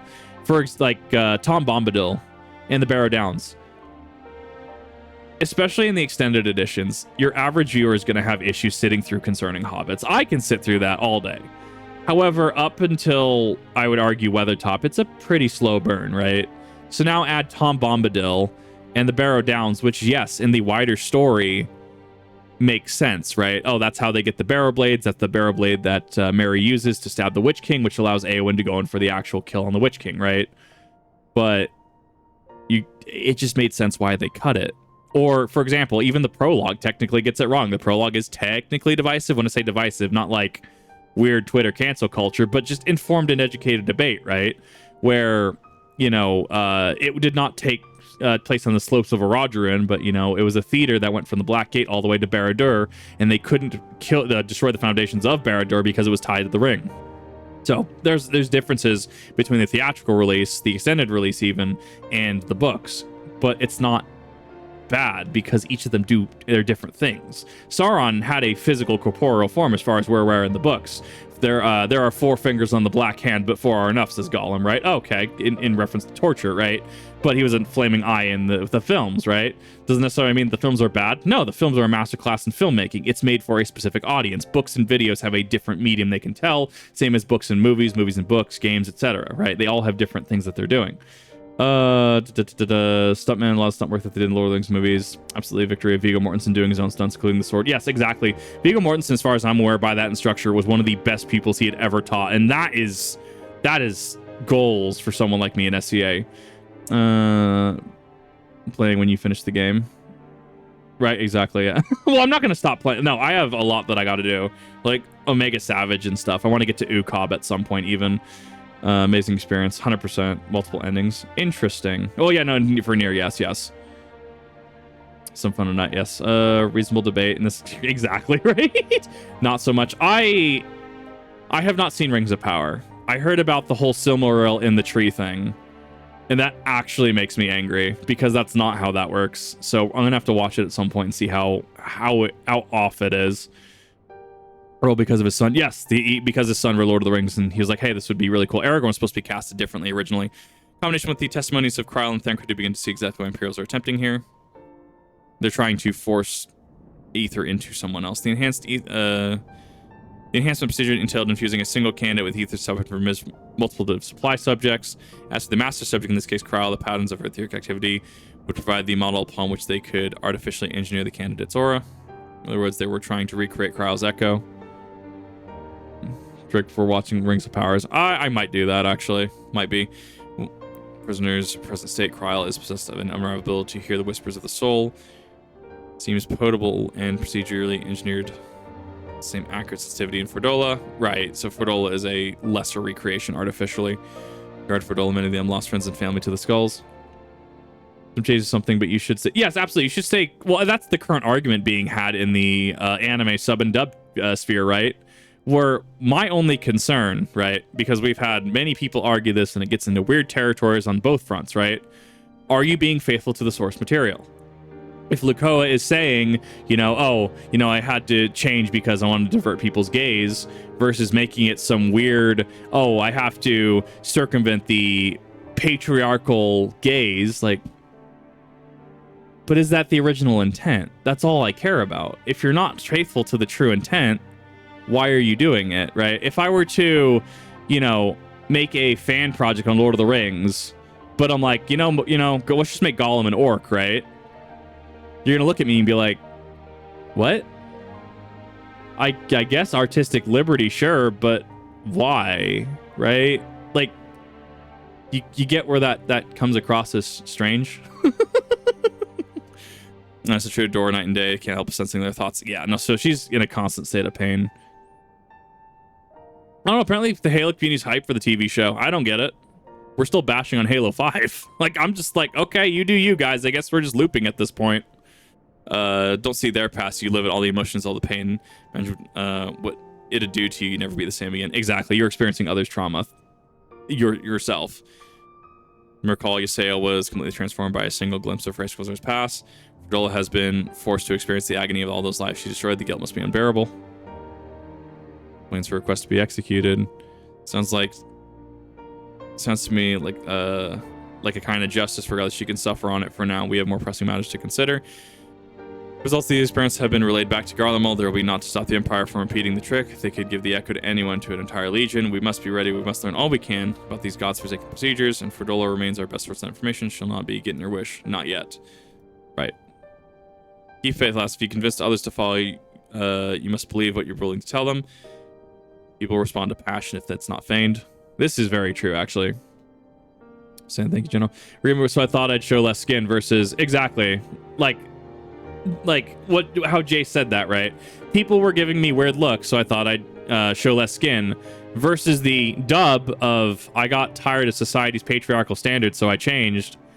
I get contextually where you're coming from. However, is that what the core thing says? Is that what your core quote says, right? If you go back to that, would you if to anyone, like, speak that back to anyone in Japanese, right? And would any native Japanese speaker, anyone fluent in Japanese, tell you that is exactly what they're saying? No, you're probably gonna get laughed out of the room, right? For all intents and purposes. That's my whole thing. Is it true to the source material? Which, circling back to adaptations, is why people are upset at Halo, why people can be upset at Wheel of Time, why people are upset at Rings of Power. It's not faithful to the source material, so to speak. And that's the problem, which then people are turning into other issues of cancel culture, feminism. It's like, look, all I'm concerned about is this faithful? Yes, no. If not, why am I purchasing this product? And then you don't purchase it, and that's the end of it. Don't make it a bigger issue. Just don't support things and call things out when necessary, but don't drag it onto some weird Twitter cancel space. which this goes for both parties because allegedly the person in charge of the dub is trying to cancel people for going against her, which is its own issue. Reason it's called canon. Yes, and even then, like I've had discussions where Astolfo, right, from Fate, apparently, I guess there was a whole Twitter war a while back where Astolfo, people were getting mad because Astolfo, they're saying Astolfo's a trans icon. And it's like, canonically, isn't Astolfo male? So what about all the femboys that look to Astolfo, right? And it got into this weird argument war of like, well, it's for us, it's our icon. It's like, what the fuck? What? To make your own show, Torchwood, it's another to adapt the show and change it to be exactly. You are correct, Merritt. 100%. Wow, we really devolved from Stormblood Post, didn't we? We really just got off track. Francis about the Echo, I ended up getting schooled by Raban. Yet more evidence that I don't know what I'm doing. No wonder people listen to him and not me. Lise, have confidence. Have confidence, right? The Corone meme. Traycon, he's a man. He's a man who knows he's a man, dresses very feminine. Exactly, Jace. And that's the whole problem, is that apparently, and this is a while back on Twitter, like this a while back, people were having the discussion about, they're a trans icon and, they're a beacon for trans people. Awesome. Like, if you look to that, awesome. I think claiming it they are clearly trans, that's a little different, though. We're stepping outside. And I've had people discuss, well, canon only goes so far, and it's like, I don't want to continue this conversation. Because at that point we're arguing over something that we're arguing about, question mark. You can't compare yourself to Commander's experience. Like dress the way you want, identify the way you want. If you want to identify as an Apache helicopter, fucking go for it, right? I have no qualms with that. It's when you start, for example, I've had people that I've known, Kip, you're just an egg, you're going to crack eventually, in reference to me coming out as trans, right? I'm male, I identify as male, I don't appreciate you assuming, even in jest, what I identify as. But then that makes me the bad guy when I, like, go, you can't do that. First scene of being, like, maybe, Astolfo. Could convince me that mob ain't going home, makes me realize much rely on his authority and how much I still have to learn. Yes, just learn. Just be confident. Come on, Lise, you got this. I'll do anything is settled. I mean, it's his homeland. Going through the trouble wanting it back, he might not want to stay. So the quandary which countless refugees now face to continue the life they built back in Ul'dah or starting in the land of their birth. Yes, this is going to be a very big international thing for people in Ul'dah and back here. Very groomer to me. It was someone my age, too. Like, and that's the thing, is like, for example, if someone comes into my chat, comes into my server, hey, Kip, I go by she. Awesome, cool. Grats, on the same page. Cool. Or I go by they, them. Cool, on the same page. If people start being like, well, Kip, I think that you'd be more, they, them, or, I'm expecting you to do this. It's like, when did you get authority on this matter? Like, I identify as me. I am male. I am male presenting. I identify as it. Thank you very much. And that's the thing. It's not everybody. It is a minority of situations where this comes up. It is not everybody. Not everyone is going to try to assume you. Not everyone's going to try to call you a quote-unquote egg. Not everyone is going to try to get you to do something like that. That is a very, very small percentage. And I want to, like, press that. That is a very small percentage. Oh, hi, Pippin. How's it going? You still got your giant sword? Yes, you do. That looks like Zuck's cleaver from RuneScape. A little bit. Returned from Ul'dah with a message from the Sultana. Speaking of the Sultana, her grace desires an audience with you. She understands that you have responsibilities here, but asks that you visit the palace at your earliest convenience. I must away and tend to the business till next time, my friends.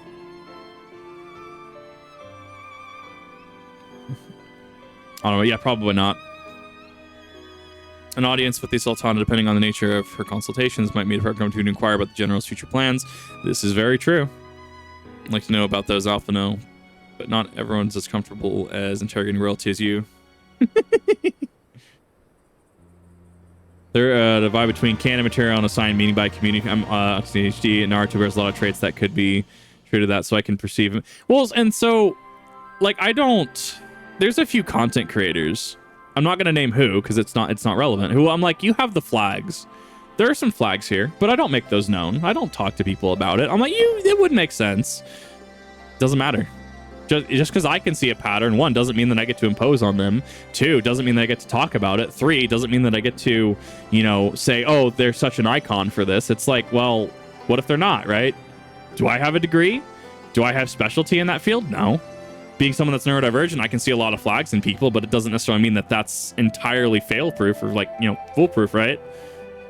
So I don't talk about it. I don't talk about creators that I think are neurodivergent. Like, there's no point. No sign of answering, so we are involved. I can call. Should be getting back in my own task to organize a squad to head down to the ruins and start preparing for a big meeting. Send on my regards. Oh, I do love some Nanamo. She is very small. But yes, and that's the thing, is canon gets a little strange, because what happens if, you know, when Disney takes over Star Wars, right? Like, Disney takes over Star Wars, and then we throw out established canon, like even extended canon, like tier 2 or 3, like Timothy Zahn and like Warrior, right? But, oh, well, now, you know, now we're introducing this new canon, and then that's layered under that. Confirmation. As many traits might seem that way, a lot of, also, you have to understand that Naruto, even if he's, let's just say he's neurotypical, he's also a child soldier. People like to forget that Naruto is about child soldiers. Chunin, Genin, being sent on missions. Child soldier with a lot of PTSD, who has a friend whose entire clan literally got exterminated, right? Which is an act akin to the funny G, the G word, which I don't think I can say because TOS, right? Which, yeah, an entire cleansing of the Uchiha clan. Kids are being put behavior blockers so they can't decide. My planet subjects now painting all trans subjects as evil. This leads to massive fights on both sides, so you cannot mention he, she, they, them without fights. And that's the thing, is it's born of a misunderstanding. Like, the information should be available. We have Google, right? If I'm asking you, chat, what is C6H12O6? And you're like, oh, I think I've heard of that. Well, what is that? You Google C6H12O6. Oh, cool. It's sugar, right? Or it's a form of sugar. I think it's glucose specifically, right? Or if I asked you, what is a covalent bond, right? In science. Or if I asked you, what was the War of 1812 about? What was that about, right? Or if I asked you, what is your state's local governor, right? You have Google at your fingertips to answer all of this. We should be championing this. And that being said, like earlier, right? How I'm pretty sure Opera runs on Chromium. Oh, Kip, let me double check that for you. Does Opera run on Chromium? Google. Oh, yes, this makes sense. Okay, but let me get a little, okay, this is actually a reputable source, right? I will never not say to take my word at face value. Definitely do your research. If I'm wrong, definitely correct me. That's how healthy discourse works as adults. So yes, we should be making this information, any information realistically, readily available. 100%. Yeah, well, comics they get into a little strange area because there's so many canons and continuities and stuff. Give me a second to get through this cutscene. It is Smallamo. It's been hours. Many hours since I've seen her. Thank you for answering my summons in these most interesting times. You have been busy. Yes, her new VA actually goes hard. The liberation of Alamigo will have far-reaching consequences, and there is a matter upon which I would seek your counsel. Yes, I will stab things. What do I need to stab, Smallamo? I speak of Rauban and his future. Give me 1 second to catch up on you guys, because I got to get through this cutscene first. All know the tale of his rise from penniless refugee to member of the Syndicate and General of the Immortal Flames. Yet though he has come to call Ul'dah home, it will never be his homeland. He is a son of Alamigo. I think it would be great if Rauban actually went to Alamigo to kind of lead, not as a king, right, but as a president, so to speak. Like, you have your Congress and stuff, right? You have your Republic, if you will, or your Democratic Assembly, but then Rauban is the figurehead, so to speak. I could see that working. But then you would have the wider issues of Ul'dah has too many ties to Alamigo. He sought my leave to return to her. Indeed, I had resigned myself to his loss. Suffice it to say, I was greatly surprised to hear him speak so lightly of handing over the reins in Alamigo and retaking his place at my side. And that's the thing, is that, oh, well, now we have Ul'dah and Alamigo that are effectively controlled by two people with invested interest in each other, right? Which could start diplomatic tensions between areas, or areas specifically I will and stuff. welcome him with open arms, of course. He is my most trusted advisor and my dearest friend. But I have known the man a long time, and beneath that steely gaze, I spied a flicker of doubt. In chat, War of 1812 has two different meanings in America and Europe. 1812 was both in America versus Canada and Napoleon's invasion to Russia. See, once again, having access to I wasn't aware of this. Having access to this information freely is kind of like a human right at this point. To be educated, to be able to, improve ourselves, maybe? Am I off base here? Or return to Alamigo, I only wish that he do so with a heart unburdened by guilt or regret. Yet, how can he freely make such a choice, knowing how much I depend on him? It is past time that I learned to discharge my duties as a sultana alone. I must go forth and see my realm with my own eyes, and hear the wind with my own ears. Hell yeah. Nanamo is a strong, independent Lalafell that don't need no Raubon. Company for a brief adventure? Ah, yes. We're gonna have another assassination attempt. Wonderful. Allow me a moment to change into something a touch less conspicuous, and I will join you outside. Oh. What is she gonna be, just the cutest Smallafell? Fancy. She's outside the quicksand at this point. Okay. Bad actors, anything more than someone adding a piece of themselves majority of the time. Well, so here's also the thing, and I want to just impart this to you. If you don't agree with a fan base, like I don't see eye to eye with the RWBY fan base on a lot of things. Fuck it, why? Why are you going to deal with them? Why are you going to subject yourself to that torture? You don't have to associate with a fan base if you don't want to. Just because you watch RWBY, just because you watch Star Wars, just because you watch Lord of the Rings, doesn't necessarily mean you are intrinsically supposed to interact with these people. Just remember that your time is your own. You spend it how you want to. Humans improve themselves, right? That's the way in which we interact with the character, how we perceive them, sometimes the aim of the fan's head.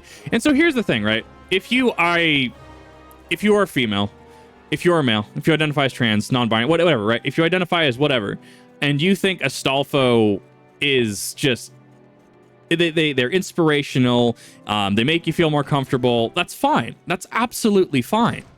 It's when we start projecting, that's when it starts getting a little strange. Like, okay, the consensus, as far as I'm aware in the canon, is that Astolfo is canonically male, right? It's outside the quicksands. It's when you start, oh, well, they are actually female, or oh, well, they're actually just a trans character. Okay, let's take a step back, because she's cute. Remember this, the merchant's daughter. This is the person I assume when I venture beyond the palace walls to observe my subject unnoticed. Ordinarily, Papa Shum would accompany me, but for this particular outing, I need not an advisor. Norman. So I request your company over the course of your many adventures. You have met people from all walks of life in every corner of Erzia, and make use of your worldly expertise. Be on our way for destination to Stone Throw, just beyond the Gate of Nald.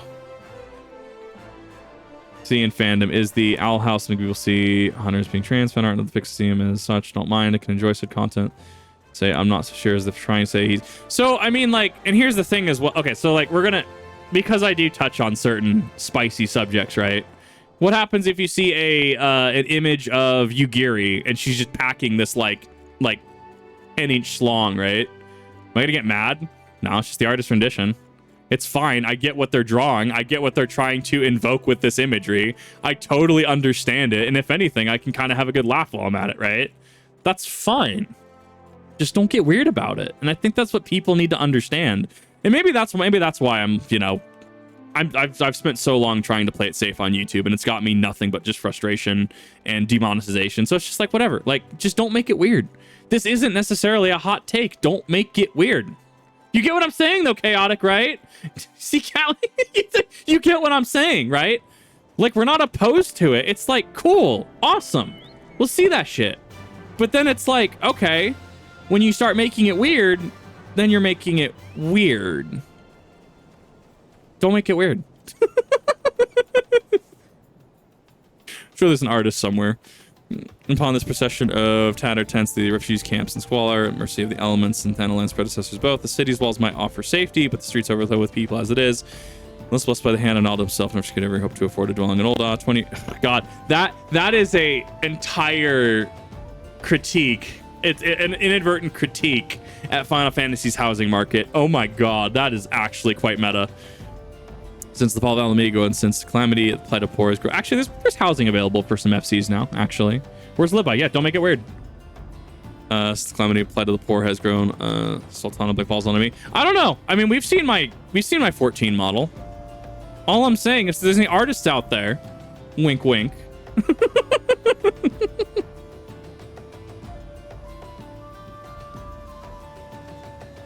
Found it's pretty standard. I think one thing that's an issue is when people who say like get mad when other people don't see as trans positive 100.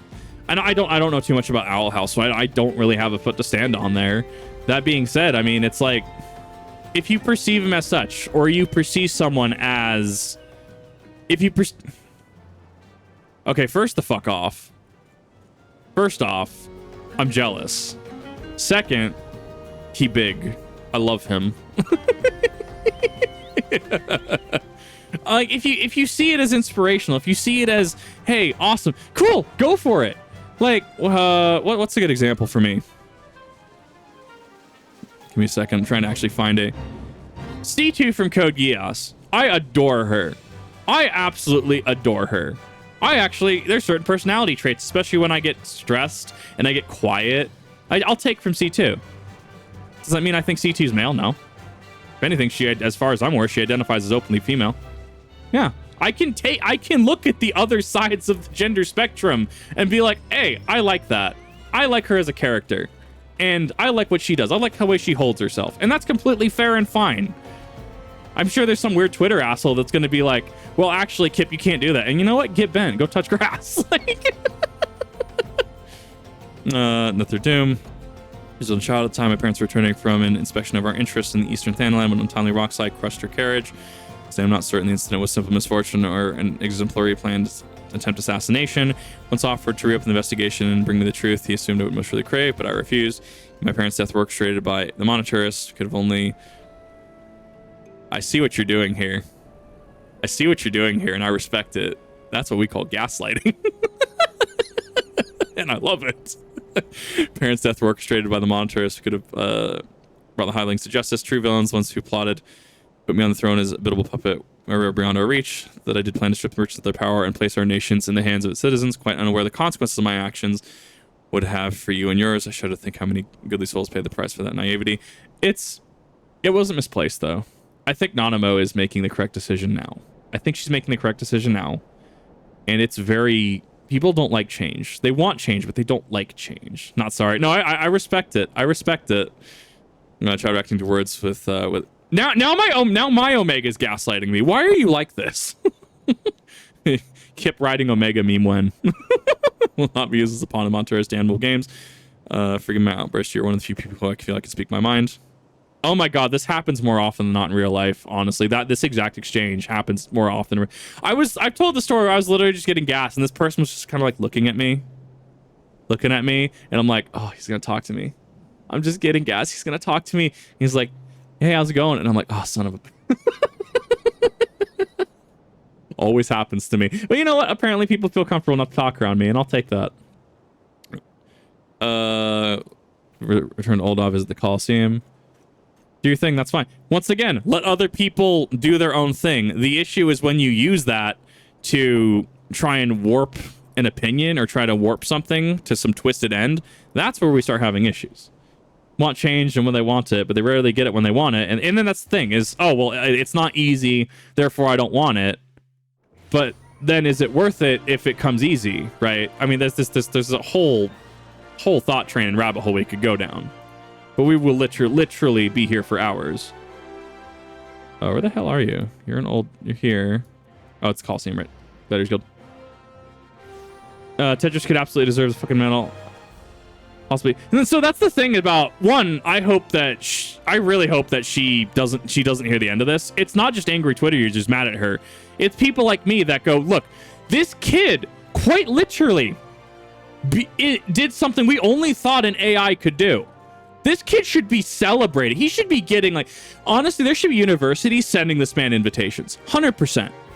But no, it's, well, he needs to go outside and touch some grass as a mom. First of all, as a mom, that's not your kid. So kindly butt out. Second, you should issue that family and this man an apology, if anything, for damages that are going to be accrued in this kid. Like, he's going to get bullied for this, right? I mean, there potentially could be a lawsuit here as well. I don't know. I'm not the family. I'm not the kid. I don't have any legal say in that. I think that that was incredibly unprofessional and inappropriate. Interpretation 1, I wish you the joy when they're used as a weapon. Yes, when it becomes a weapon, suddenly we're at a crossroads and suddenly it's a problem. Became Sultan, I found myself in an endless parade and document signing and ceremonies. Simply signed where I was told to sign and sat where I was told to sit, blissfully oblivious to what it meant.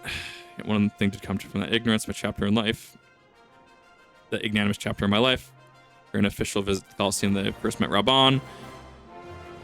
Match I had been invited to was not all that I expected. They had pitted Bull of Alamigo against some dozen or so rival gladiators. Blinkered though I was, oh wow. And now stand so obvious in the injustice and demand to see a fair fight, one man against another. Royal was just duly granted. Not until later that I learned that gambling arranged for Raban to die on the sands. That, aww. My interventions meant that Raban had but a single opponent to dispatch, which he duly did. When he knelt before me to receive the winner's purse, he swore that he would one day offer me his blade in service. Surrounded as I was by liars and manipulators, I confess I dismissed it as a pleasant piece of the theater. As you know, Raban is a man of his word, and though it took him another 5 years fighting in the blood sands, he amassed a fortune so great as to buy not only his freedom, see the syndicate, and then I had to trim a blade. I'm mumbling at this point. I'm so sorry. I'm loving the story, though. Echo. You actually mean as a shitty mom. There you go, Chaotic. That's the one. I wasn't gonna say it. Someone said it. That man's about to die. Both those men are about to die. Bye. Ooh. Beautiful. That parry, though. Deflect. I don't need my shield to fight you. Which makes Ilberd's cutting off his arm through his armor all the more impressive. Only by your freedom, but a seat on your current government. Man, that'd be great, right? Dude, trial by combat? Is this the way? This kid received some sort of invitation to a military. Exactly. No, there should be organizations, schools, etc., that should be reaching out to this kid as we speak, full send scholarship for what he could do.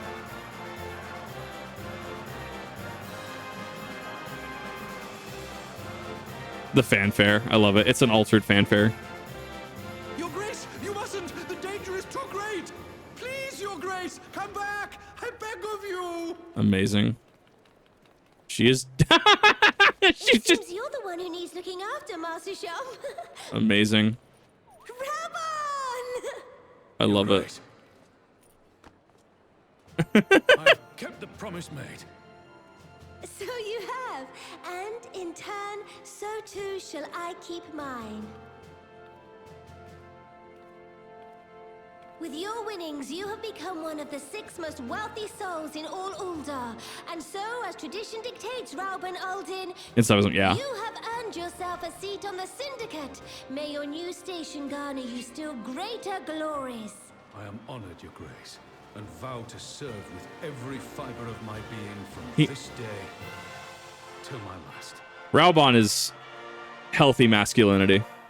Hold your promises. Keep your promises. Be just super legit, dude. Long live the Sultana, and long live Uldar!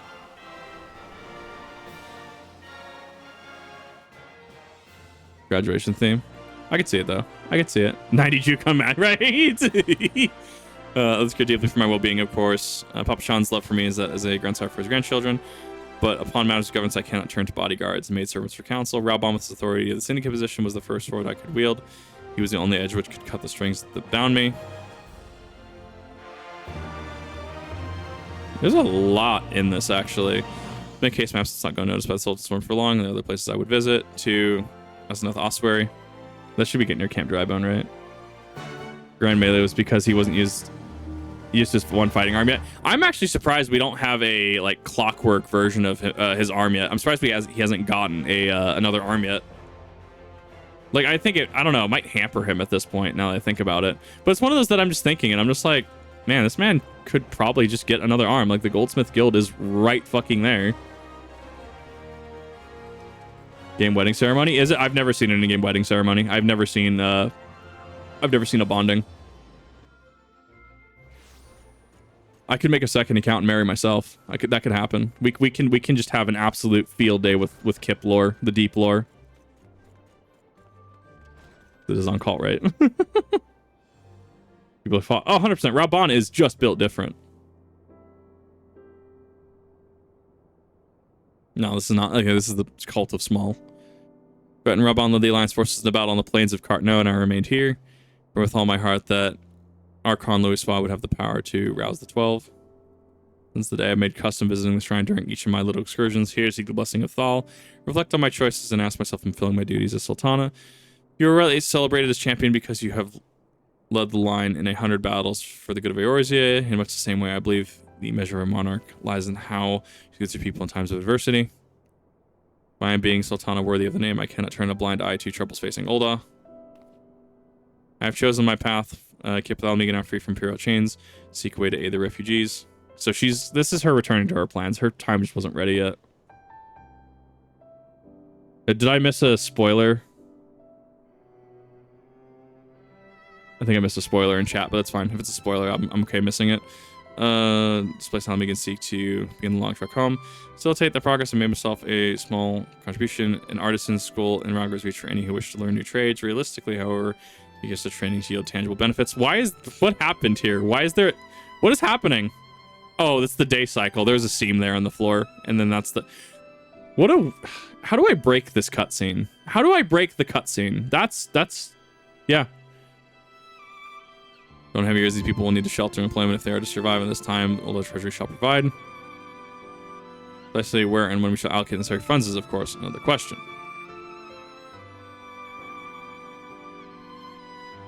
Yet. Well, I mean, what happens if Kip and Femkip get together? What would reality break? Would that? I want to know. The headcanon is going to make itself at some point. Be better than everyone else with 2 hours. Yeah, exactly. You're correct, Camson. Why suggestion? May happy visit from the Gold Saucer in order. It's Pratcher is a member of the Syndicate and one of the few who pay refugees fair wage. With Gobert, yes, I love Manderville. Do not want to know, but some people want to know, and that's the problem. Small Chaos Dragon, exactly. I need to not explain the actually. God, have you seen the Devil Chow from Sonic Adventure 2? That would go hard as art, actually. Those who know what I'm talking about know what I'm talking about. Explains the Central Nasal must be way to the landing and see we're descent to the Gold Saucer. Gobert should be only too glad to receive us.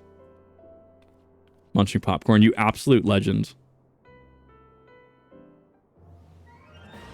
All right, airship landing.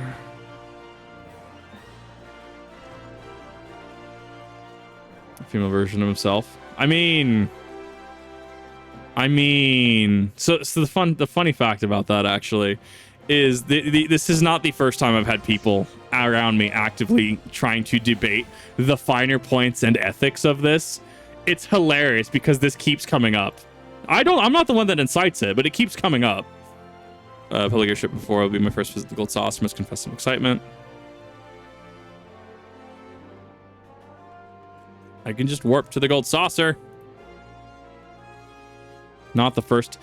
You have to understand. I keep interesting company. It just happens. The things they come up in conversation. It happens. Funny thing about that. Exactly the same, but possibly. Okay, actually, on that subject, if there was a clone of me, oh man, we would stab each other. Like, no joke. Like, we would actually we would work fine for a little bit, but then, like, we would actually just stab each other. I would hate another version of me. So bright and inviting. Omega, can you not sassy walk when I'm in cutscene, please? Possibly we didn't come here to fritter away on the royal coin. Are we expecting us coming us heads directly to the lounge and ignore these gaudy temptations? She wants to avoid the poles in the basement. That's what she means by gaudy temptation, right? How did you go? That's actually quite impressive. Did you go downstairs? No, you went over there.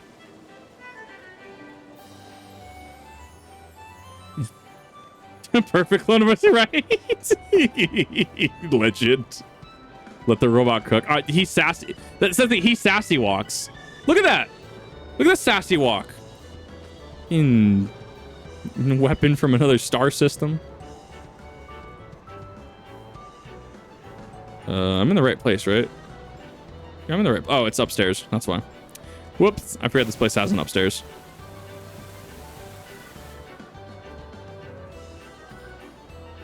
Suddenly turns into highlight. There can only be one. Or we'll meet Lord Manus while we wait his company. One score us, thank you. The SCA gear first. Exactly. Well, we both grab swords because we would not need gear. We would actually just beat the crap out of each other. Apologies, Your Grace. I've kept you waiting.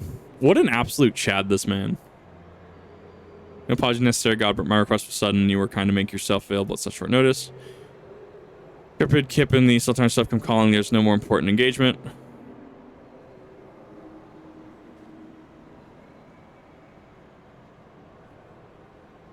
This is the purpose of my visit. I would have your thoughts on the Crown Mice best aid the refugees rather than Thanalan, where I'm sure that many Alamegans displaced sons and daughters long to return to the liberated homeland, and you're also aware how they will suffer without shelter work to sustain them.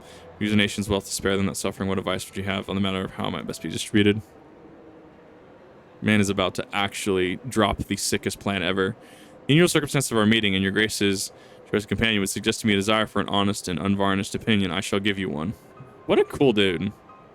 2 is stop. Taxing Ulda's wealth to save Alamegan refugees is a terrible, terrible idea. Interesting. I need to hear his reasoning. You oppose the proposition. Most empathetically, I agree with Your Grace. The refugees must have housing and employment. But what profit is there for Ulda in this arrangement? Interesting. Don't forget Bonnie's displacement. I thought you the very last person to speak of benefit. But he still has to keep the gold saucer running, no? Your Grace, but you appear to be laboring under a misapprehension. It is a fine endeavor to support one's fellow man. I fear, however, that your stance is one born of pity. Your intent is to save the refugees, is it not? Yeah. He's not wrong, is the thing.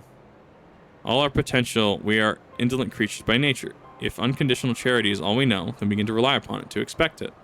And then we must consider Ulda's own poor and downtrodden.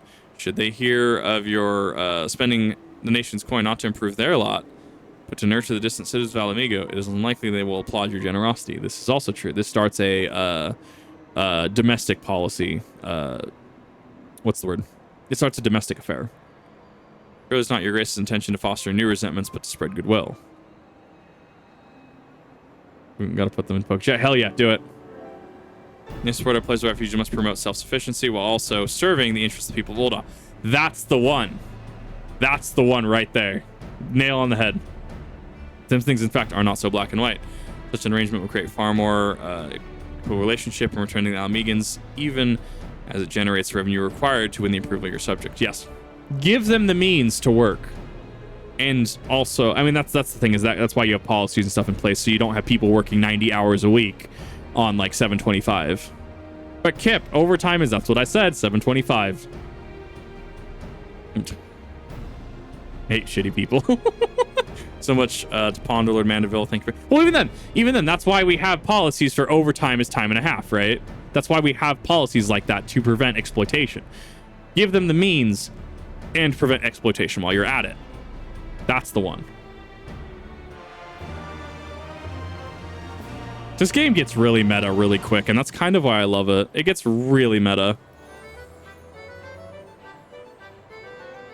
Maple syrup and Magulash, late night cat. You legend. Not even crossed my mind, but standing at... This thing is my sassiest pet, and I love him. Lamenting my naivety and will do him any good. I shall consider the lessons learned and press on. You perchance acquainted with any successful merchants. If my attempt at philanthropy is obliged to reap profit, it would seem wise to consult someone with a knack for business. Hildebrand? No, not Hildebrand. I would not trust any agency of the East Alderaan Trading Company, but if you hold this Hancock fellow in high esteem, I am content to be led by you. You may repay the faith by journeying to distant Kugan and speaking with him on my behalf. Yes, travel halfway across the world to speak to this man. In like, you know, just do it quickly. Because I'm to visit those shores. I'm not the leisure for a lengthy sea voyage. Now, assuming you will travel to adventures, travel's adventures are wont to do. Shall wait your report by the Aetherite Nolda. Fair journey to you and a swift one, if you please. Exactly. Yeah, I am on a busy schedule. You realize, right? I will need you to go to distant Kugane very, very quickly and meet my busy schedule, mate. I love her. She's great. She's so sassy. Learn from this game. I dig it. And that's the thing. This game, I feel people will turn off this game because it's like, oh, I don't get this game. And it's like, no. This has relevant commentary. This has things that it's talking about, and it's amazing. There's a reason why I vibe with Xenos to a degree. Xenos and I would actually probably be best buddies, minus, you know, the whole murderous bit. But if he didn't do that, Xenos and I would probably be best buddies. We would actually probably just hit each other every single day. It'd be great. I mean, yeah, they can use an Aetherite, yeah. Talk to her. Look at this John Lennon motherfucker. Are you here on business? Yes, I am here on business, actually. Her Grace and the Sultan would have my opinion on how best to invest the wealth of Nolda. Have you to thank for this recognition, I am sure, and I'm flattered that you came to me, truly flattered. Why settle for lowly apprentice when you can have the master? Upon matters of profit, there's no living soul better than qualified to advise Her Grace and the Chairman of Laredo, a man whose morning exertions are said to fill his garderobe with gold. Gross! Should be happy to arrange that meeting for you. Stay at the Scion's former headquarters in Thanalan. The Waking Sands would seem more suitably neutral venue for your negotiations, don't you think? Very well kept. May your dealings prove fruitful. Excellent. I'm not made of gold, goddamn you. Yeah, let's do it. It's whatever. I'm making enough out of roulettes anyways. Boat or ship, there's little reason not to assume you use Aetherite travel. Isn't there like an issue with Aetherite travel though? Isn't it something like it uses your ether? So, no, I'm definitely misremembering that now. I thought there was an issue with Aetherite travel. I mean, they'd collect the fee because, or else everyone would be using it just to troll, right? There's a lore thing. I don't remember it. I'm right. Yeah. Okay. So people of significant ether in their bodies would be able to use it, where others wouldn't. Also, wouldn't that shorten your lifespan technically? Useful advice to share. In positions to deal with those problems. Exactly. Laredo, and you agreed to this? But that's the thing, is he technically is the head of the monetarists, is he not? They collect the fee for upkeep. Yeah, exactly. Balance the economy. Yes, that is. Well, mechanically, yes, it's a gold sink, right? Like, that, we know this mechanically as a gold sink for the purpose of the game. For lore reasons, it's for upkeep. Or the standing in the field of business, but I hope to keep the monetarist at arms, like him in particular. Cannot fear that man. Will try to treat him if I can rule it effectively. Yes, yes. He also technically saved your ass from whatever his name was. I can't remember his name offhand. The other sus, he's the sus small. Go ahead to the Waking Sands. Perfect. Pray return to the Waking Sands. 1.0 canon, I think, an Endwalker one person MSQ unironically complains that the Aetherite travel fees are expensive. Yeah, sounds about right. New tales, but never had the occasion to visit. Work within the hour of the meeting draws near and do other gather my thoughts. Proceed when we have appointed time appointed for ourselves. Thank you, Teleji. That was the one. Yeah, he was kind of sus. To Charlotte, which is a city-state that rebuilt and maintains Aetherites. That's fair enough. A personal summons from the Scions. This must be important business indeed. Though, if it concerns anything so underhand as an assassination, I fear I can be of little help. I know you can. Look, I know you got your contacts. Let's call a spade. We're not here for that. I know that you know that I know that you know that you have the network. You have contacts. Don't lie to me. Otherwise, how you doing?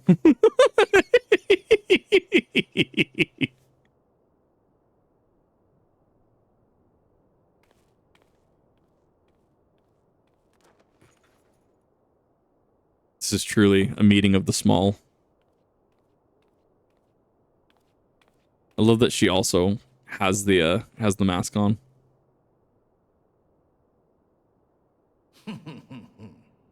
That's the one.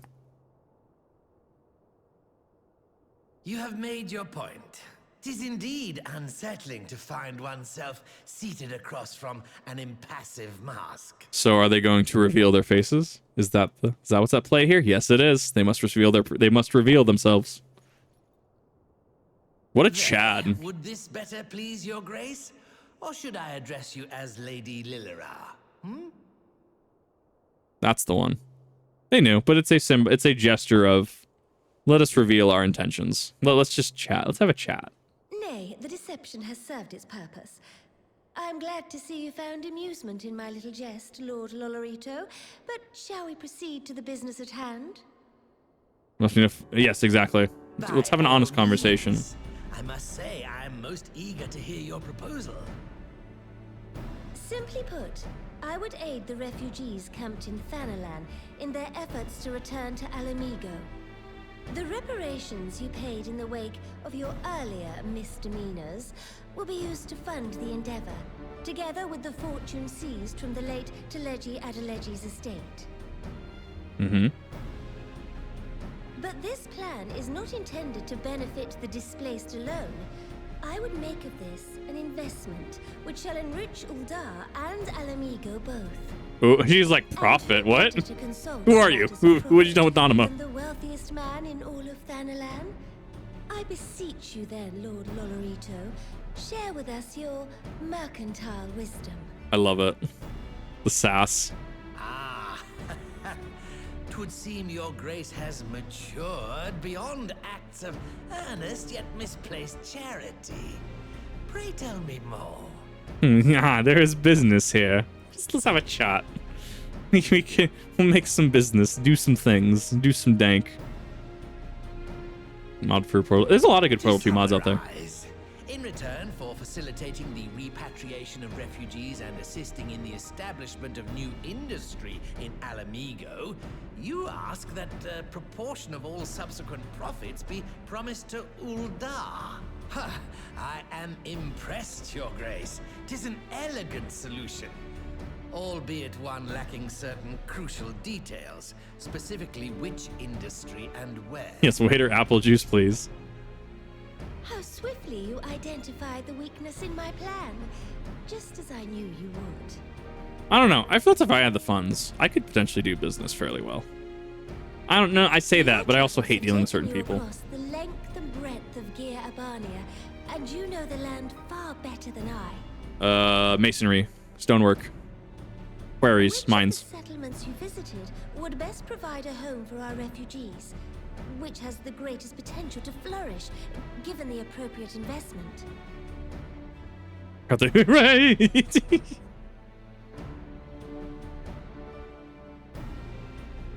Maybe it'll throw you into the correct choice anyways. Yes, Quarry Town certainly does carry the potential for potential, profit. yes, but it doesn't. At least it would do were it situated anywhere near a lucrative market. Correct. It would cost more to transport the materials than they are worth, in my humble opinion. But that's fair. Like, that's incredibly fair. That's just profit. That's just analysis. That's cost benefit.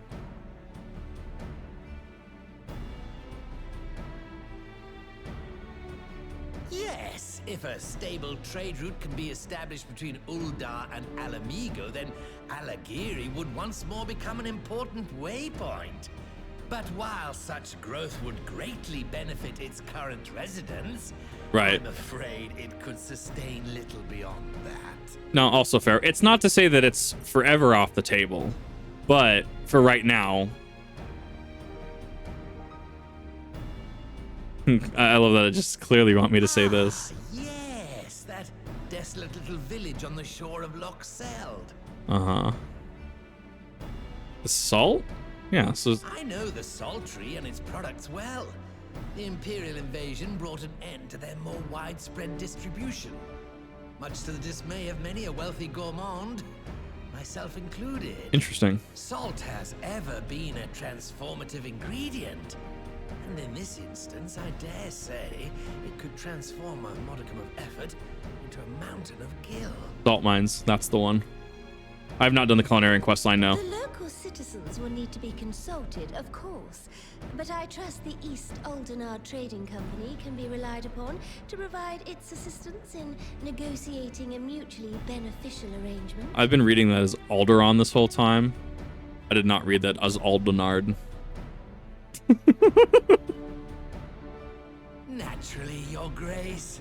I shall dispatch representatives well versed in the extraction of this white gold and wring every last ounce of profit from its production. The Loch's bounty will contribute to Alamigo's enrichment, whilst easing the burden on the bull's aching shoulders. Just as Your Grace desired. Yes, no. There's a reason that salt mines and just even in general, spices and stuff like that in history have always sold. I'm aware of the Star Wars isms coming out. OJ's the Pepsi. So, y'all remember that, what was it? Did Sierra Mist change this name? What is it now? It's something like, what is it now? It threw me off when I went over to like Freddy's the other day and they're like, oh, this. And I'm like, right, they changed the name. It's so strange. Starry, thank you. Throws me off. Because they were talking about Pepsi and OJ in the chat. I'm like, leave me a tip. I don't know. The service was great. No, it's so weird now. It's Starry. It's like, it blew my mind. People secured his invaluable expertise. Thank you. Could not have done it without you.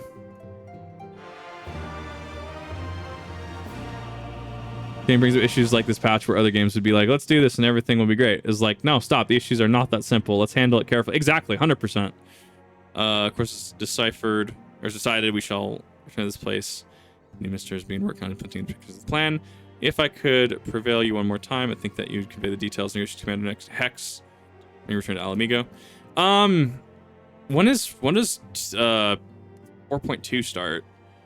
Lay the groundwork for Endeavor, which promises to benefit people Alamigo and Ul'dah both. Quick out of game thing. When does 4.2 start? Or am I in 4.2? Because there's been a shift. I don't think 4.1 would have just been Fordola, so we have to be in 4.1 still. Flight attendant or a flight attendant. Awful. Person for the name. Yeah, they tried to sue a flight. Awful. Yeah, and then that's reparations and stuff. Just, I don't know. People are weird. Still 4.1. Okay. I'm assuming I'll know when the switch over is. Back what did Nanamo? Oh, sorry. Are you allowed to talk about your audience, Sultana? I think. This is going to return to Ul'dah, but she isn't sure he wants to. So something we don't know, but I'm pleased to hear she's committed to helping refugees come home. And this plan to revitalize Sultry does make a lot of sense. Quite how you convince her to seek Lorita's help is another question. Well, this has happened. He's the last person I would expect her to turn to advice. 2 more quests. Okay, so at that, I'm going to go take a break and eat after that. So I'll be gone for about 10-15 minutes, and then we will go 4-2. More practical note, at least I'm assuming the interim government accepted Uldah's proposal. I have one caveat I'd like you to include. The bargaining Alamigo must be permitted to cover a portion of the investment. Portion of the disposal, after all, allowing Ul'dah to provide the entirety of the capital will afford Lorita too much control. So it's like Hagane never happened. What exactly does a ruthless profiteer have to do to earn your trust? You don't. You don't. You make a good point. First things first, though, we need to discuss the proposal with Sultry's veterans. There needs to be checks and balances when profits are concerned. Iskar, how do you fancy explaining these Sultan's plan to her grandfather? I'd like to hear what Watt thinks they do before agreeing to anything. Commander, do you agree? Mind coming along? Might be need you to fill me on the details. I shall come along as well. Watt wish to discuss figures. My knowledge of the nation's finances may prove useful. Yeah, he's got a lot of numbers knowledge. You know exactly how much you should try. Yeah. Usually the final quest arc. I think it is. I don't know what the name of this patch is, though. But, I mean, I'm close. The biggest thing is I want to make sure that I'm doing things in a relevant manner, finding a good place to stop so I can, one, go eat. Because I'm going to rush through. Well, at 4.1, I hear 4.1 and 4.2 are the big ones. I hear 4.3, 4.4, and 4.5 go by very, very quickly. So if I can, get all that out tonight, that's just a Hildebrand stream next week. That's not bad. Besides, I'm trying to avoid another, 5-hour stream, if that makes sense. Those just get really hard to watch. But we've also covered a lot of ground today. Just 4-1, 4-1. Yeah, so 4-2 should be easy. And then we have 4-3 to end very quick, very, very quickly. Yeah, a lot happened in this. We also got derailed. Not in a bad way. We got derailed by a lot of conversation, if that makes sense. Which, oh darn, it happens.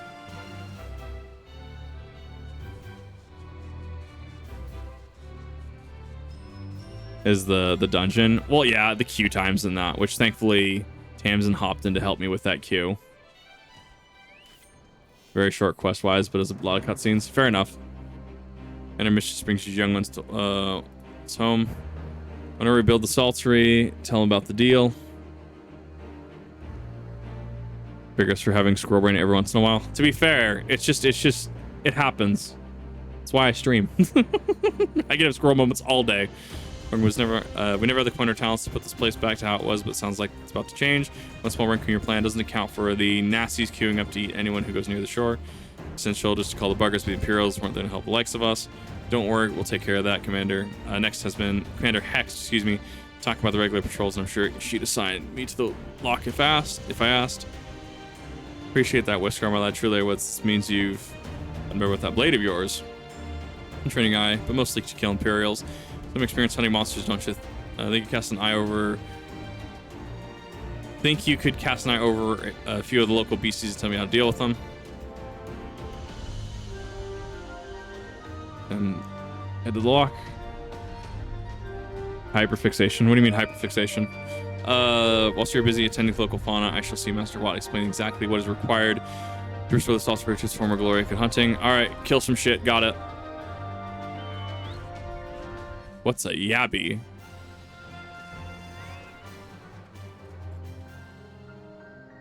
Got spyglass so you can use take a closer look at these pests. Once you've got their measure, you can tell me what to do and we'll see how I get.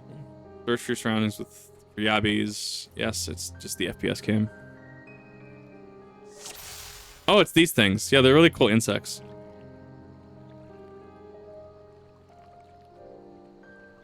Well, I'd assume it would be underneath. Would it not?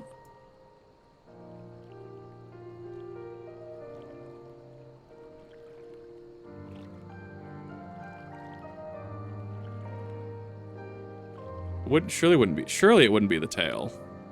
Legs?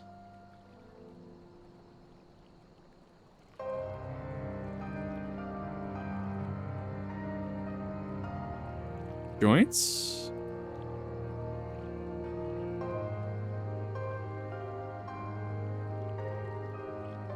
Was Isom right? Oh, it has some strange hitboxes.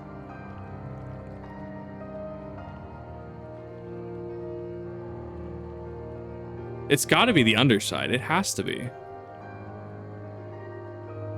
Reticle is blue? Okay, it hasn't turned blue yet then. That didn't happen before. That is a very strange hitbox. Yeah, that's a strange hitbox. Interesting.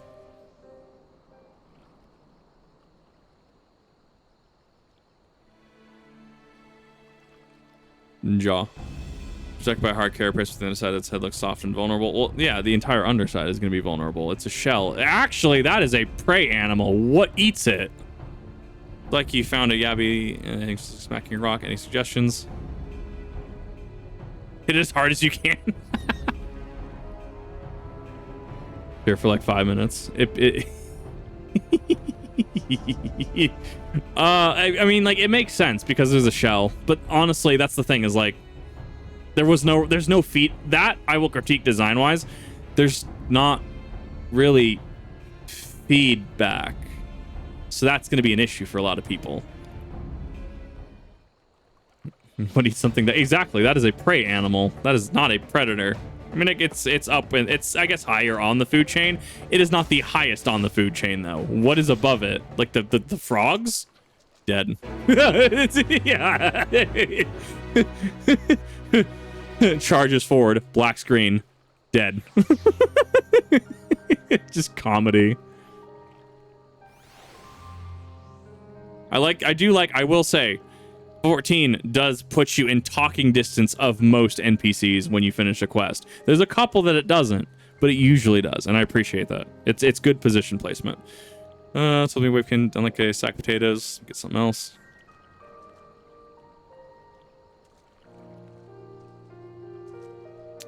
Humans would think could kill them and cook them, but that's the thing. So like the shell, you have to understand. Like so, like on giant kaiju and stuff, right? Spines are a defensive implement. Spines, spikes, shells, carapaces, those are defensive to improve survivability. What eats that? Going on a break. I will be once I hit 4-2.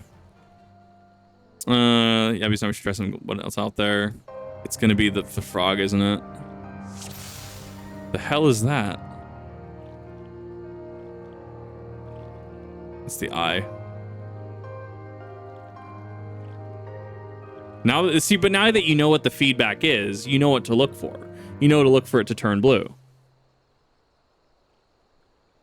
That is a giant suit. Yes, you could, hypothetically. Alright, large and powerful for destroying its crystallized core. Assault and animate, you should. That's probably, yeah.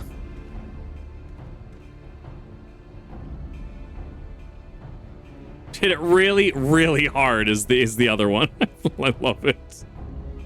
It's prey. Roulette's Praetorium gives you mad XP though. But yeah, I mean, like you could theoretically shell a crab, right? Have the top of a crab the shell, and as long, I mean, I'd maybe work with it a little bit, maybe treat it in a specific way, right? But nothing stopped, clean it, right? You can use it as a bowl. If you wanted, you could use a horseshoe crab shell as a bowl. Like, it's what's stopping you realistically? First few episodes of Delicious and Dungeon. I have not, no. Creatures from the Black. Exactly. You're fighting with the Liberator Alamigo, watching every move, but I got the job done. But are my trolls. Head back to the Salt Report. It starts to worry. Been snipped to pieces and fed to the Abbey's hatchling. It's the golem. It always reminds me of the one boss from Mario Galaxy, or even Bongo Bongo from Zelda, but actually more like Godan from Wind Waker. But like very same vibe. Bowl for crab soup. You could in fact use a crab shell to have crab soup in the most meta of crab dishes. It's possible. It's entirely possible.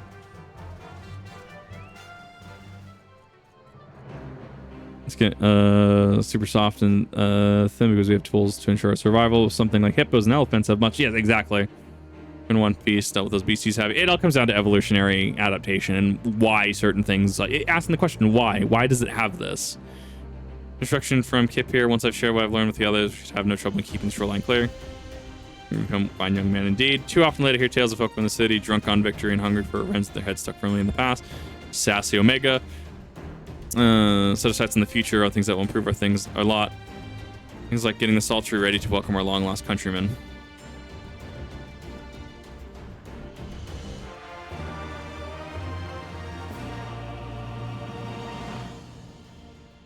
Means of cooking that thing. Use giant shell to make. You could, yeah, 100%. Seems Whiskar has the sultry security well in hand. I meanwhile have discussed the next steps of the Master Watt for the inspection of the site. Little work. The vacant buildings here could be made into very presentable dwellings. We're gonna play Animal Crossing now. Watch this. Message from General Alden. Interruption, but the General will speak to you at your earliest convenience. Of course. Y'all get it away around on my account. Our main here to hammer out the finer details with Watt. Accidentally married between our business partners from Nilda. You should go. I'll ask them to be from but the Miqo'te of Alamegan Quarter. My apologies again. Fare you well. And that's true. What eats that? There's a reason strong adventurers make tons of money. Exactly. This is fair. This is fair as well. Well, this is also why we have things like, you know, trades like the ivory trade and stuff, right? Or getting rhino horn or, you know, lion pelts and stuff. I mean, we see this in our own world. Most insects have chitinous shells, but they're so thin that all animals bigger than a dart frog could easily pulverize. Exactly, right. Insect shells are actually and I actually can kind of attest this a little bit because my armor, my plate armor is quite literally a coat that feels like I'm wearing a shell. It's absolutely amazing. I love my armor, but they're very strong for their size. So if you had, say, a roly-poly, right, pill bug, the size of an SUV, that shell's going to be very, very thick, and you're going to need like drills and stuff to get through it, right?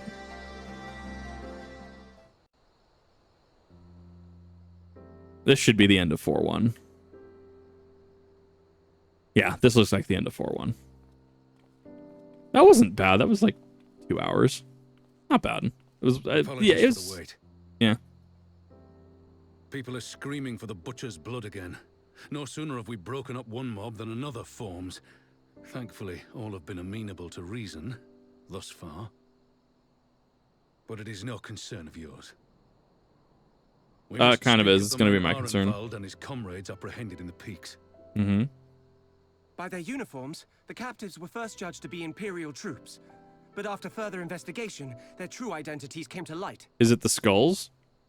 I dare say you remember Yu and Laurentius, the fugitives who conspired with Captain No. Ilberd in the Crystal Brave's betrayal. I was curious what happened to them, because they didn't die. Their bodies weren't there with Ilberd and the rest of the Alamegan resistance at Balzar's Wall.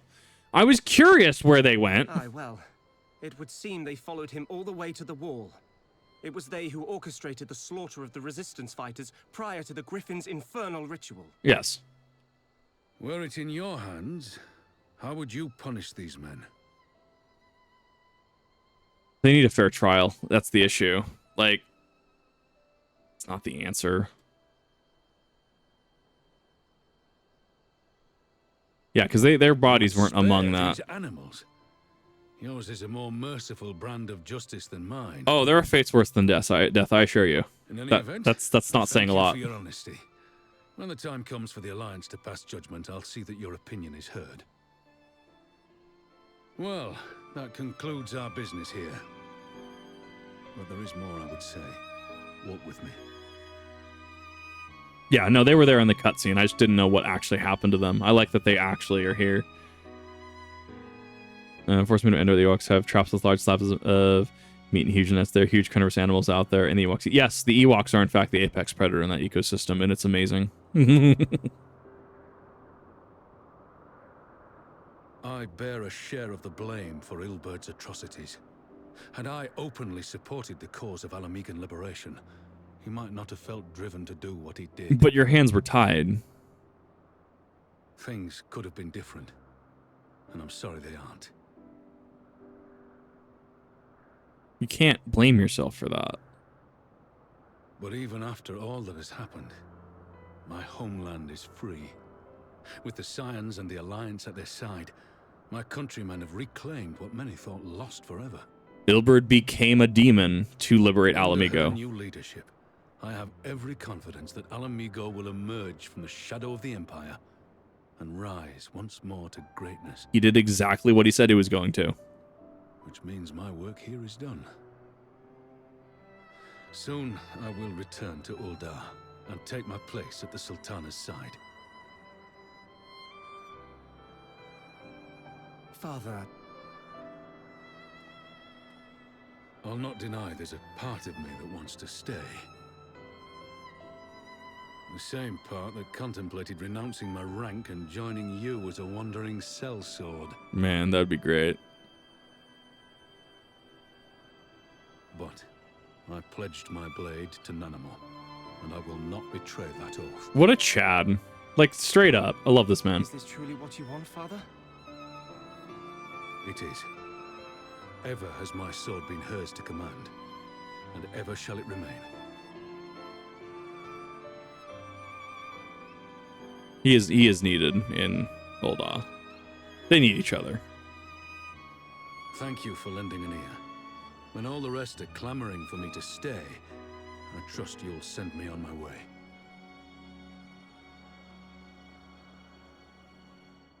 That was a really good post-game patch, actually. I'm very curious about Yu and the other Ilberd conspirator. I'm curious where their questline's going to go. That was a very, very good. That was a very good patch, actually. I very much liked that. So know where I stand. What news? A group of Ananta have at the main gates. Don't see the Vera. These are Kalyana, the ones that summon the Primal. This thing will be allowed to attend the council. This is trying to reason with them, but she may need help.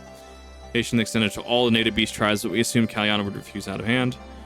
We want to see for ourselves. Take command of our force and be ready for battle. Otter.